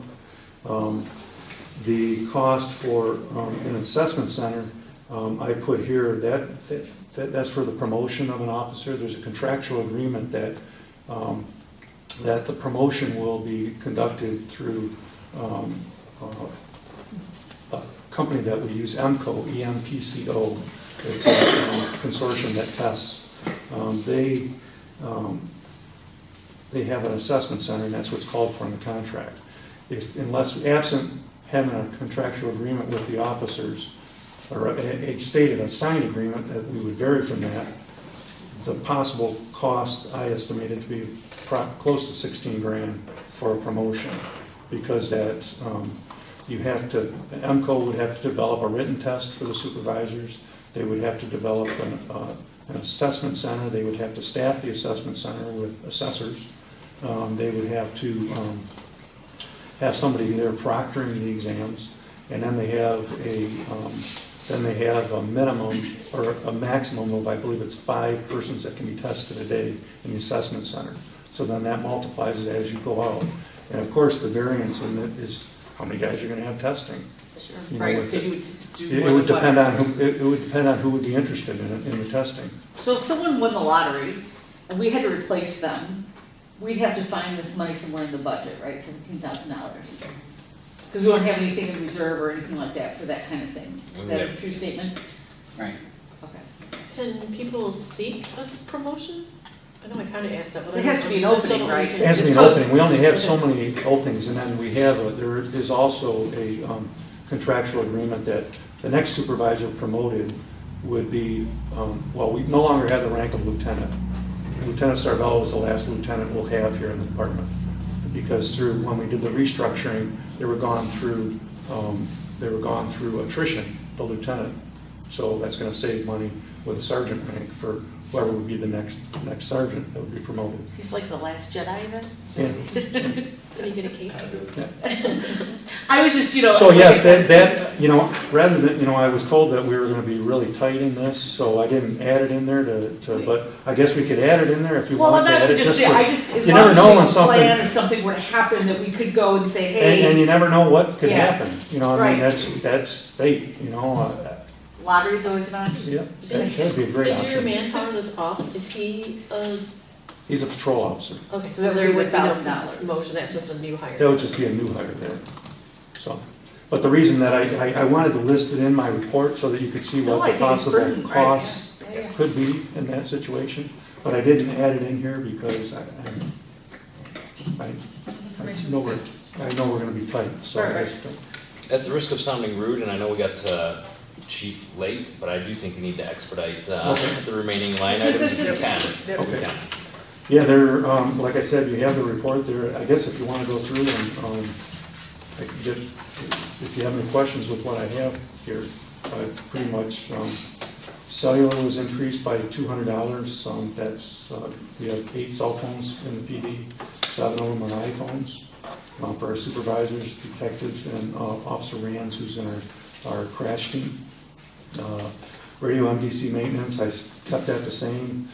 This year, it looks like we're gonna get, this year, if everything goes right, we're gonna get new radios that are gonna be given, that are through the Clemma system at no cost to us. But they're going out for RFPs. Right now, they're in that whole process, so hopefully that'll come forward. If we do get new radios, then that'll make sure that line item will be nice and low, as well as our MVCs are still in pretty good recent working order. They're not, we're not expecting a real problem with those. Community promotion, 880, I kept that the same at 2,000. That is actual costs, promote safety in the community, badges, stickers, suckers, erasers, pencils, things that we give out, as well as the annual safety patrol bowling and pizza party at the end of each year. You're gonna think that this is kind of silly, but I'm hoping that we didn't. I think it makes a huge difference in the community when the police department is available to do some of the events. So I know, I think it was last year, they were here for Christmas cookies with the tree lighting and had pencils, and this year that wasn't planned for. And so I think it's from a public standpoint, a little bit goes a long way, and want our kids to have a visible relationship with our officers. And so the more places, like the Easter egg hunt, so the more places that we can get our guys there with the pencils or whatever those little. I completely agree. We just had a, in fact, I got the email today, we were in an auction at Shalom Elementary, where we've got to meet a Clawson cop and talk to a Clawson cop as part of the auction. That's getting worked out right now. Our guys are really good at getting out there and talking to people. We try to encourage them to get out on those. We have an agreement where with the officers that we'll put a posting when there's events that they can do it for comp time. Obviously, you don't want everybody doing it on overtime. You got to still be fiscally responsible with that. But if they're available and we have an extra guy around, why not go in and stop at a football game, or why not a basketball game, or go to these special events that you have? Well, I was gonna say that spending a couple $100 extra dollars on pencils so we don't run out is probably. Oh, yeah, goes a long it's way. huge. So I It just wanna really make is. sure that those it may not seem like a big deal. No, but it makes a and big our difference. stickers our guys carry pockets full of the stickers, and every kid loves a sticker, and that's what that money's used for with that. And we spend the money every year on it, so, and the officers know what's popular, so we try to get what's popular, and we try to change things up, getting a couple of unique things, some glow-in-the-dark We things. moved pencils, they were Yeah. big. Public utilities, again, the city manager calculated that's for our portion of City Hall. Vehicle maintenance, again, I went into details here. I increased it by $5,000. I kind of tried to be as detailed as I could in talking about what we've been experiencing with, that's another thing that we've just been hit by this year is hard luck with major expenses with cars breaking down. What I'm finding is that the more miles that these Dodges get in the way that and we've had the Fords long enough now to track the costs, because they were starting to get new. Now we can see the comparative costs. I had Dan Yamarino from the DPW kind of just go through and tell me what's costing us all this money. So we were going through and I have it here that the difference in what it costs to maintain the Ford is so much cheaper than the Dodge. One thing, you got to buy these parts from Chrysler. They don't make aftermarket parts for a lot of these things. The Dodges have a heck of a problem with suspension issues, and that gets expensive. Just like that, I put in here the alternators, double the amount. Alternators are huge for police cars. Brakes, tires, and suspension. Seems like those are where, and occasional transmission work every now and again. So anyhow, that I increased that this year. If we do not get a vehicle replaced, then we're probably going to see even it probably raise up even more with that. We've tried to have a replacement vehicle one a year anyhow, because if you look through the miles, we pretty much burn up a car a year as far as miles wise. This last year, I think 17, I calculated it up to about 118,000 miles, I think is what our cars, our patrol vehicles ran. So, and I did that when you get to that, so that's why I bumped that up by $5,000. Equipment maintenance, that's all the other equipment that we have, from shotgun problems, pistol problems, PBTs, tasers, all that stuff. I actually, because we have a lot of this stuff is newer equipment, we've got newer tasers, we've got, I actually dropped that $1,000, which is looking at tracking of past line items, so down to 3,500. Seminars and workshops, that's also a decrease from 4,000, and that was because last year we increased it for the cost of tuition for staff and command for one of our supervisors to attend. Memberships and dues is $951. That's just for the professional organizations that members of the department belong to. Does anybody have any questions? I'm trying to expedite it.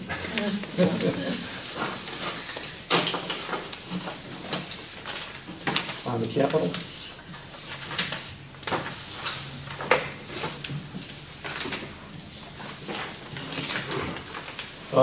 My capital list is, I have that also attached to that. The first thing on the list is a new 2018 Ford Utility Police Interceptor. They're very popular vehicles. Our guys, they're very responsive.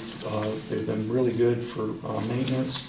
They're big enough to A, house our bigger guys, and B, house extra equipment that we have in them. You know, the rifle shields, the rifle vests, the evidence tech supplies, medical supplies. It just makes sense. They're a great running vehicle, and I would recommend the replacement of old car 15, which is, again, I had Dan Yamarino go through our fleet and saying, okay, we got one car this year.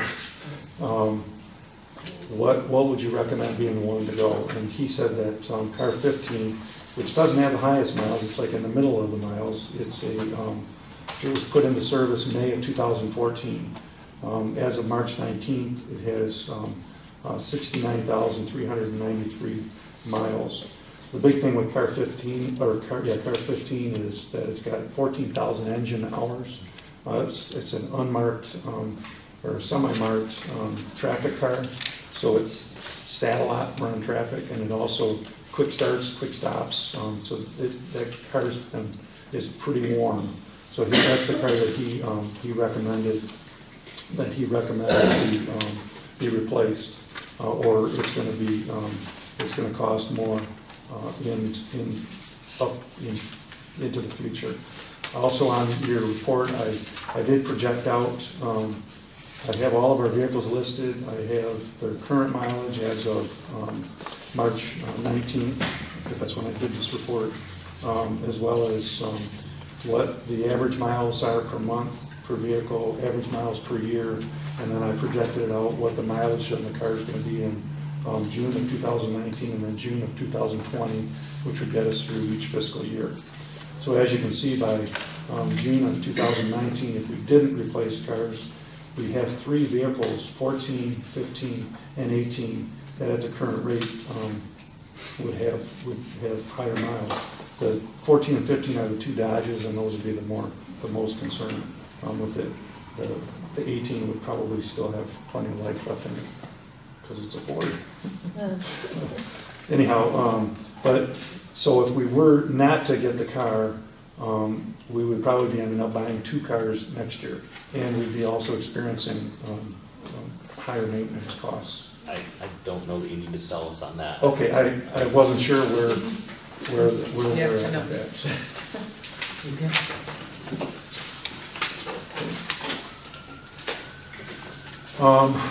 The next thing I have on here is an administrative police vehicle lease.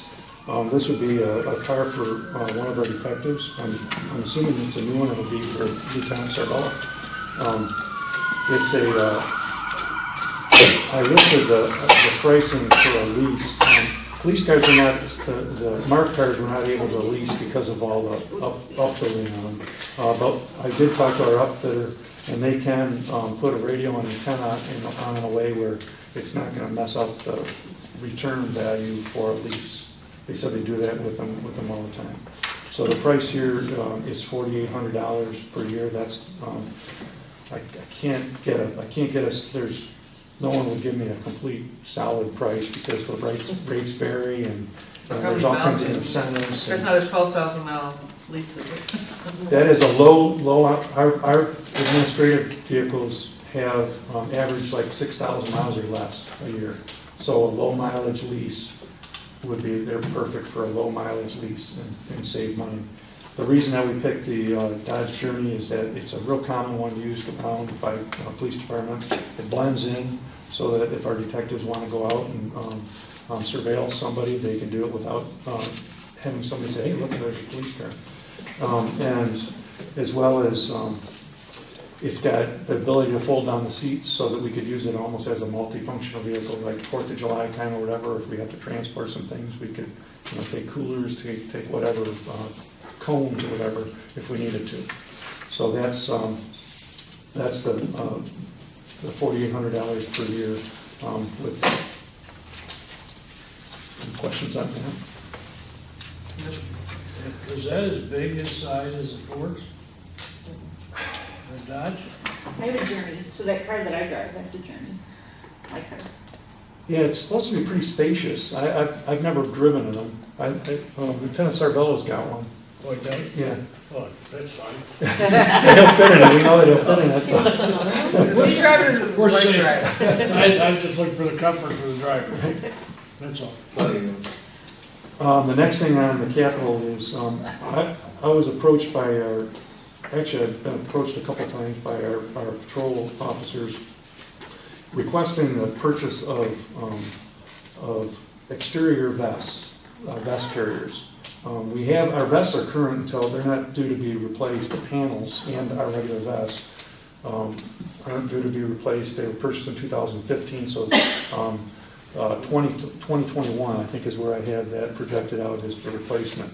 But the exterior vest can take the panels from our existing vests and hold them in it. More and more, there's a lot of departments, this is kind of like the popular thing these days. They've got like, they're marked, the idea would be that they would have like an embroidered badge and an embroidered name tag and police across the back. And we would then redefine our current uniforms that we would wear as a Class A uniform. And this would be a Class B uniform.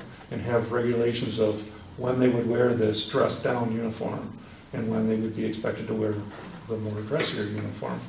We don't have the blouse and stuff like that, like you see at honor guards or anything like that. That's not part of our uniform, so we only have one uniform. The idea of these exterior vests is that they have like a webbing that's sewn into them, and it holds holders, and it takes the weight off of the belt and the space off of the belt while the guys are in the cars, guys and gal are in the cars. When you have a gun and all the stuff that you have around it, it's throwing your body off and it's tweaking your back.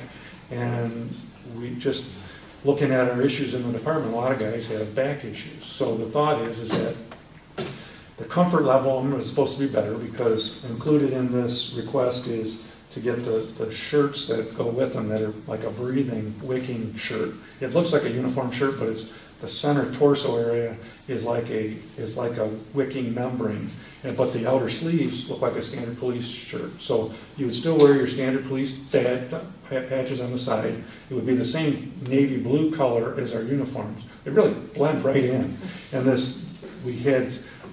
Officer Haley he's been a madman doing the research on this. It was one of those deals, just say, if you're interested in it, come back and feedback with me. And he was always around the station. I said, Steve, you need to go home and sleep, But anyhow, he brought in sample vests in, and the guys looked at them, and they liked this Armor Express vest.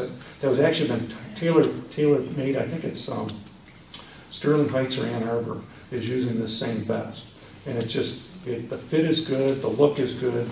It doesn't look like a SWAT guy necessarily that they're wearing. It still looks pretty sharp and uniform, but it also will allow them to have that exterior vest. When they're working in patrol, an exterior vest will also, in hot weather, you can unzip it a little bit, let it breathe a little bit, so that when you're hot, even for any period of time, you'd still be expected to wear your vest all the time. But when they get to the station, and it's safe, and they're not having to worry about threats on the road, they can easily peel it off, set it down, and they still have their uniform shirt that looks like it, so if they get called up to the front counter to help somebody, their name and everything is on that shirt, so they're still looking in uniform. So it's one of those deals that it's comfort, and I think it has some benefit for trying to keep these guys from having back issues and sciatic nerve issues and things that come associated with a heavy duty belt that you have on that you're wearing, 8 hours a day, at least 8 hours a day. So it looks like the total cost is $16,000. You're using $5,000 from the forfeiture fund to offset Yes. that. Yes. So your request is $11,000. Yes. Is that what I'm seeing? Yes. Thank you. So, So on a personal note, I would say that, my husband wears a gun belt and every day says that it's a lot of weight when you start talking about your, And the smaller officers too have difficulty getting everything on their belt, because the smaller their waist, the smaller their waist, although we do have enough officers that have plenty of room around the belt, but the just make smaller. sure that's their partner for the day. Yeah. The supply guy. But it helps they can even, the smaller officers could actually carry additional equipment that they haven't been able to carry before with it, so. Anyhow, that's what the cost, with the shirts, that would make it a comfortable vest to wear. And the last thing that I had that I just found out tonight was I was going to be questioned on, or possibly was carpet. I thought it was on the city building improvement. But I did get, I had some pricing done for the replacement. That includes our front desk area, the command office. The front desk and the command office carpet has been in place since the early 1980s. The carpet in the chief's office, the detective bureau, has been in place probably since the 70s. And the report writing room and the interview room, they don't have carpet, but that would have a couple of benefits. Our interview room is recorded, and carpet on the floor there would allow the sound to be better quality, it would deafen it and make it less echoey. And then as well as this would be floor covering, the carpet salesman actually had some samples of this. It's like a rubber mat that they could do our whole area in the locker room, the men's locker room, and the whole break area in this rubbery membrane flooring that's supposed to be really resilient. So the total cost of that is estimated at $7,500. That was the quote that I got.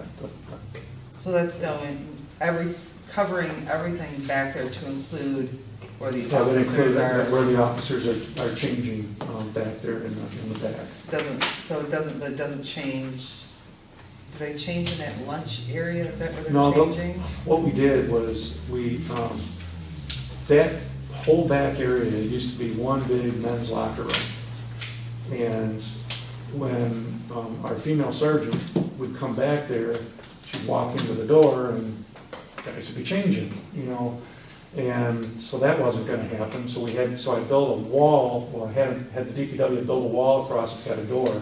So that would cover that whole area. But one area, we took one side of that and made it like a break area with a table. They got a fridge, a microwave in there.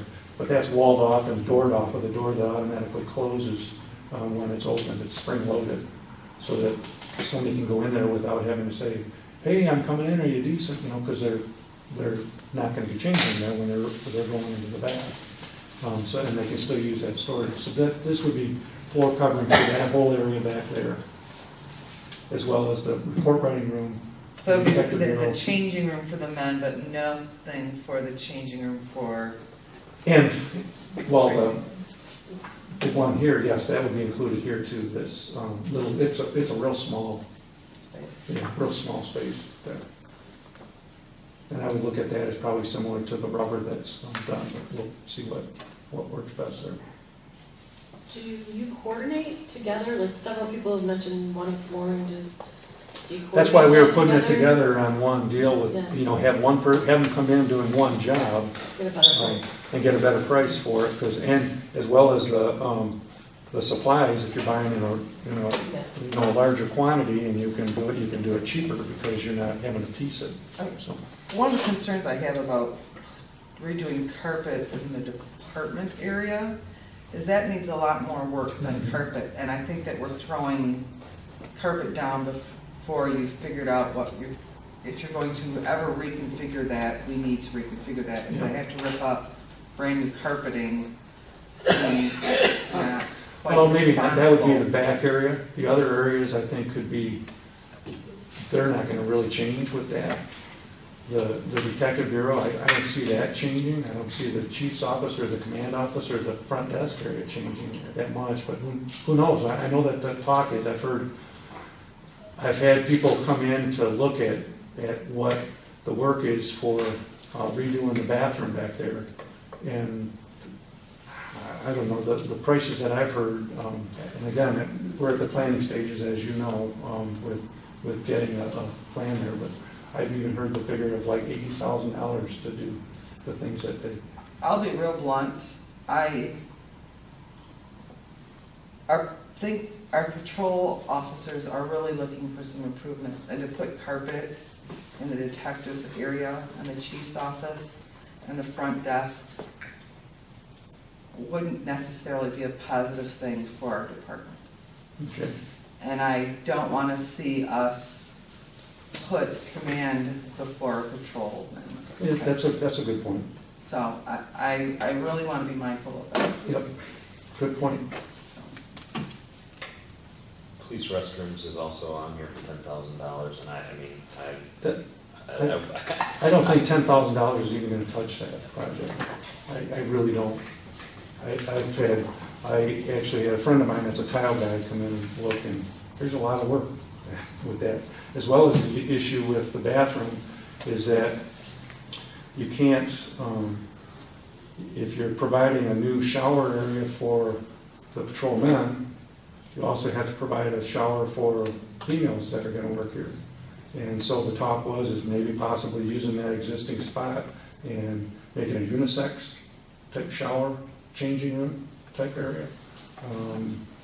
We just don't have that much space back there, so it's really, it's tough to come up with all these plans, and everything that is there, that then the talk was to maybe utilize the area back where our cells used to be. Right.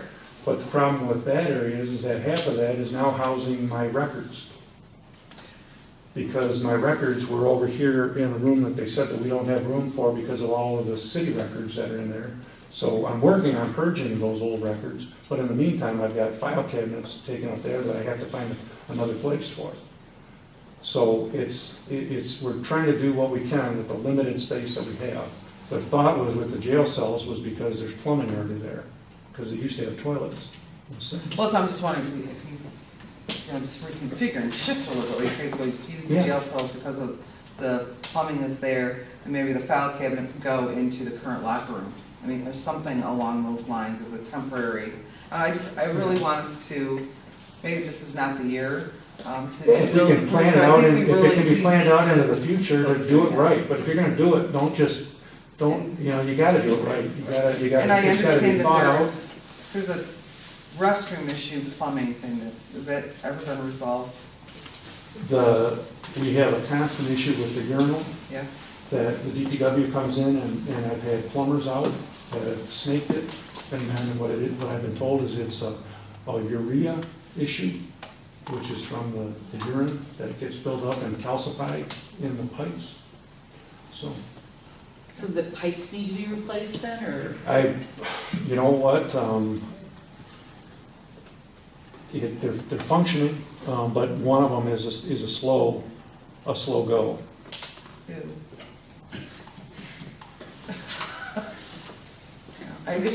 We wouldn't want that in our houses, so as much time as they're here, I just, Man, I just said, I don't know if you're doing it already, but dumping CLR down there. They've been doing that on a regular basis. The Keep DPW doing has been it, coming that'll help. and treating it on a regular basis, and then it gets better, and then it gets, which I think it's gonna be tearing into those walls and put all new plumbing in there. It's probably what the end result's gonna be. we need to get that on our radar, one way or the other. Maybe not this year, but as I'm concerned about putting Yep. cover in other places and. Yeah, good point. Anybody else have any other questions? From Mr. Anderson? Thoughts? Maybe after we get through the DDA, maybe we should circle back, and you wouldn't have to be here for that, but maybe just to talk Further about what discussion, our yes. plan is there. Thank you very much. Thanks for the thorough packet. That's very nice. Okay, So, how's your day going? we're still smiling. Going longer. Part of the job, right? Yeah, yeah, some days are long enough. Just because you need some color in your life. There we go. Things black and white.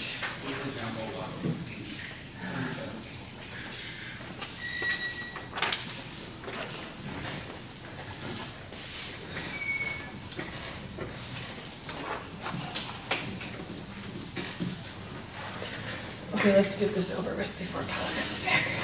No, that was not, sounded very positive.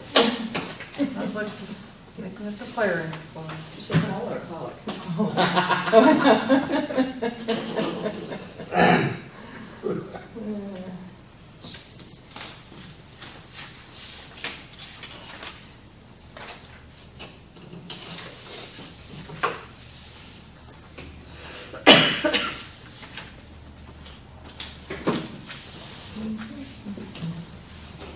What time do you guys start? Is it 7? Yep. 2 days in a row, man. Come on, this is fun. It is. I was surprised to learn that Troy only has 2 budget workshops instead of 3. You moving? No, I'm not. There used to be 3. Are you guys doing 3 this year? Yes, we wasn't, we're gonna be doing 4. Anyway. They got it down to 2 in 1 year. So we had a lot of money. We have from here until June 30th. Well, it's always, okay, the year of new council, those are always a little longer, and then the next year, they're much quicker because somebody's been through the process. Because people Right. learn how to. Right. So we're gonna blame Paula. You think, so the assumption is I'll have less questions next year? Is that what you're- Well, you'll have different ones. That's right. They won't, yeah. We're not blaming, You can blame me, I don't care. not blaming. Everybody blames me for what? I can live with it. I can. It's my professional role as the blame girl. So, I don't know how you want to do this. It's late. You want to go through every line item? Or you want to do an overview and then ask questions? We want you to sing your way through every line item, and then we'll ask questions. I thought there was gonna be dancing, I'm sorry. Can we start off by understanding the differences in the first budget that we got for 17-18, and then this sheet has different budget numbers.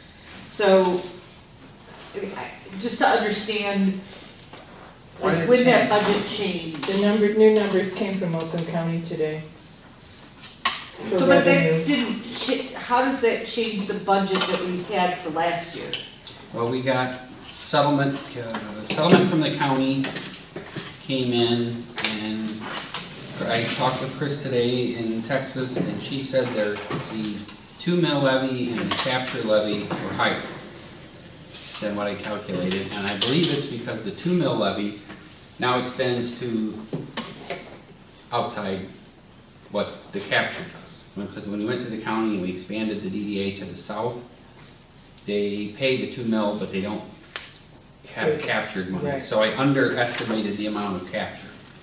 So I got the amount today, Chris made the posting to the county settlement, and it actually raised the amount of revenue that we both captured and had in the 2 mil.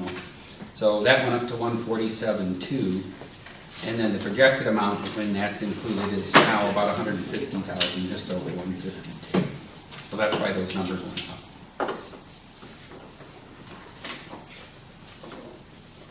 Good?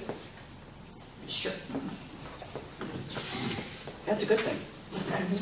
Yeah, so you know that every year the DDA, in which of the sheet I handed you, sets out a work plan for the projects and the things that we feel that are important to tackle.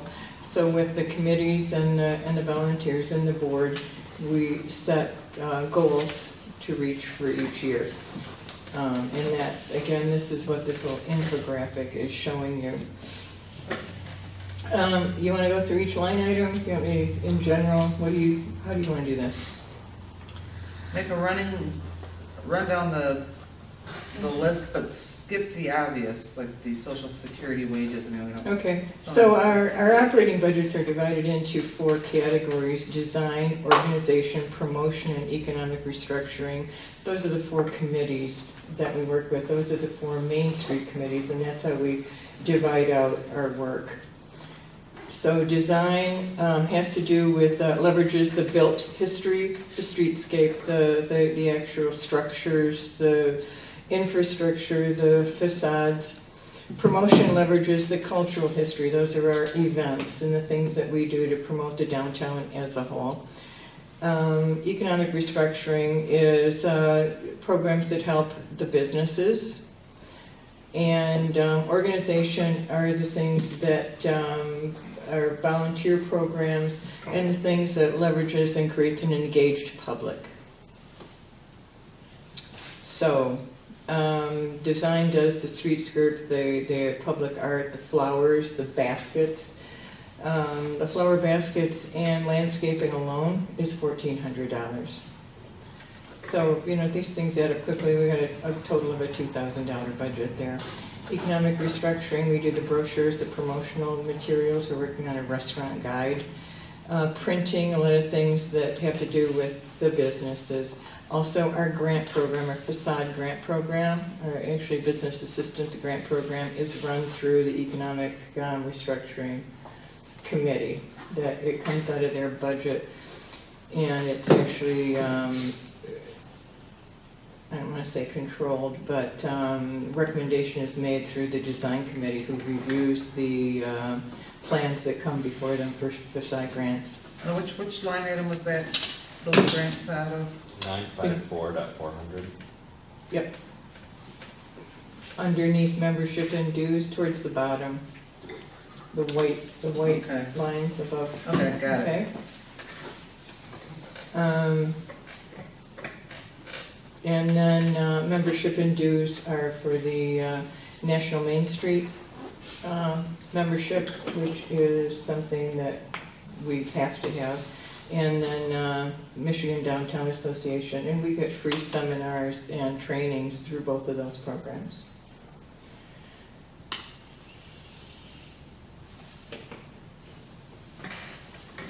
So what else would you like to talk about? I don't know if it's reflected in here, or if you, but all of our events are revenue neutral. We managed to get donations and appropriations and stuff, so all of the downtown events cost the DDA nothing. The only thing that really costs us anything, aside from the obvious stuff, is the grant program, the postage, you know, printing and that kind of thing, but the downtown merchants have sponsored most of the money for all of those trick-or-treating, cinema in the streets, all that kind of stuff. So you see that operating supplies for promotion is high, but it's actually balanced out on the revenue end for other income sponsorship. We come out with more money in the end because we have more sponsorship than we do expenses. But those two kind of balance themselves out. You mentioned postage, and I don't see anything allocated for postage. We That's don't. because it just occurred to me as something that we used to use in the olden days, because I'm old. So you don't use any postage? Well, we actually put it under, we've simplified how we do our budgeting, and it actually comes out of operating supplies for whatever committee happens to be doing something that they need postage for. So then We that don't 200 do- from last year should move down to operating supplies, or you're? Right. There's nothing in operating Well, supplies. so there's four departments, is that the right term? Yes, four different committees. 4 committees, and Mhm. so under the operating supplies, you'll see operating supplies for the design committee, the promotion committee, the organizational committee, and the economic restructuring committee. Right. Exactly. And so, like you're saying, the postage comes out of each of those. Right. And it's minimal, I just do that in as one of the regular expenses. Used to be maximal. And that $89 that shows year-to-date, that needs to be adjusted to one of those 4, and I'll figure out which one it is. Curious why adjusting up the grant from 5 to 7,500? It's one of the only business programs that's available in this city is the facade grant program. We offer facade grant programs for up to $5,000 for a business that has only a front facade. If someone's on a corner lot, then it's up to $7,500. We used to have $15,000 in there, so we could actually do up to 2 grants a year. I'm just curious, so what changed between last year and this year that made you feel that we? Well, at bump it up? $4,000, which was in there now, until we got that extra money when the county posted that we had extra revenue. At $4,000, we weren't even meeting the lowest threshold for Right. the 5,000 of what we could offer somebody. I was curious, what changed in the year that, because you had the money based on these new funds, is why it got Right. adjusted. And Right. all of the facade, the things that are approvable for the facade grant program are improvements that stay with the downtown. Right. So we don't give grants for new signs or for things that Yes. leave when a business leaves. This is all stuff that continues to improve our downtown. It's the hard items, it's windows, it's doors, it's repairs to the facade, it's repairing the brickwork. It can add some limited landscaping if they need it to screen a parking lot, the things that are required. But wasn't it discussed to have money out of this fund pay for the new flip side sign? No, that did come up, that we brought it, we talked about, because we decided when the facade program was written several years ago, that signage was a business expense and not something that the committee felt, or the DDA felt was appropriate. But we did include some funds, up to $500, for monument signs, or for when people had to take their pole signs down. So not just new business, but an existing business who's been there a long time, who now, because the ordinance change, was told, you must take down your pole sign. To help offset the Yeah, they were just expense of offset the coming into cost, too. compliance. Right. Cover the cost. Right, so we did look at that for, would that be something appropriate for businesses that are now facing the same kind of challenge, even though it's a wall sign? So Through no fault of their own, the facade changed. Right. It went through site plan review, and they're now told your sign is no longer compliant. So we did look at that. That's why that came up. Because we always want to make sure we help existing businesses too. It's not just recruiting new businesses, it's making sure that you help the businesses who have been there. Helping businesses that have been there helps recruit new businesses as they see. Exactly, because they're happy, right, you're doing what you can to support them. It looks like we removed the line item for not removed it, but reduced it to 0, advertising/printing. I'm guessing that moved up into the operating supplies promotional. Right, yeah. And then it looks like the operating supplies promotional increased 50% in your projection. Can you speak to that? I'm pretty surprised, really, like I said, for promotion, it really balances out with that revenue line above. Okay. As you'll see, it actually, there's more revenue than in promotion, but that is where most of that revenue line comes from, is through promotion. Understood. So we have money in there to spend so that we can put the event on, but then we get it back through sponsorship. So it's kind of a evening out one there. Appreciate that. I have 2 more items quickly that there's a little bit of a conflict between the income statement from, Mr. Pollack, this is for you, the income from maintenance charges for the DDA. The amended budget 17-18 says 20,000 on the income on page 2. Yeah. And then the DDA budget says our amended budget for this year is 10,000. So I just want to clarify. Correct that. Which is correct. And then, as we talked about earlier, we're reducing the construction and maintenance charge to the DDA by 50% 20 to 10. compared to last year. I think it's in there already, that adjustment's already been made, Yes. Right. Correct, yes. 931. Yes, but, yeah. And then the other item was that it looks like we are increasing the payback of the debt bonds on line 991.0 by $5,000 this year. Is that what I'm seeing? Yeah, the principal payment on the recovery zone bond, the principal goes up over time and then the interest goes down each year. And then the $60,000 loan proposal is $15,000 plus interest over 4 years to get that back. And we're probably gonna have some reserve this year. We didn't use everything in our budget, so that 5,000 is going towards paying back the bond, the debt. Excellent.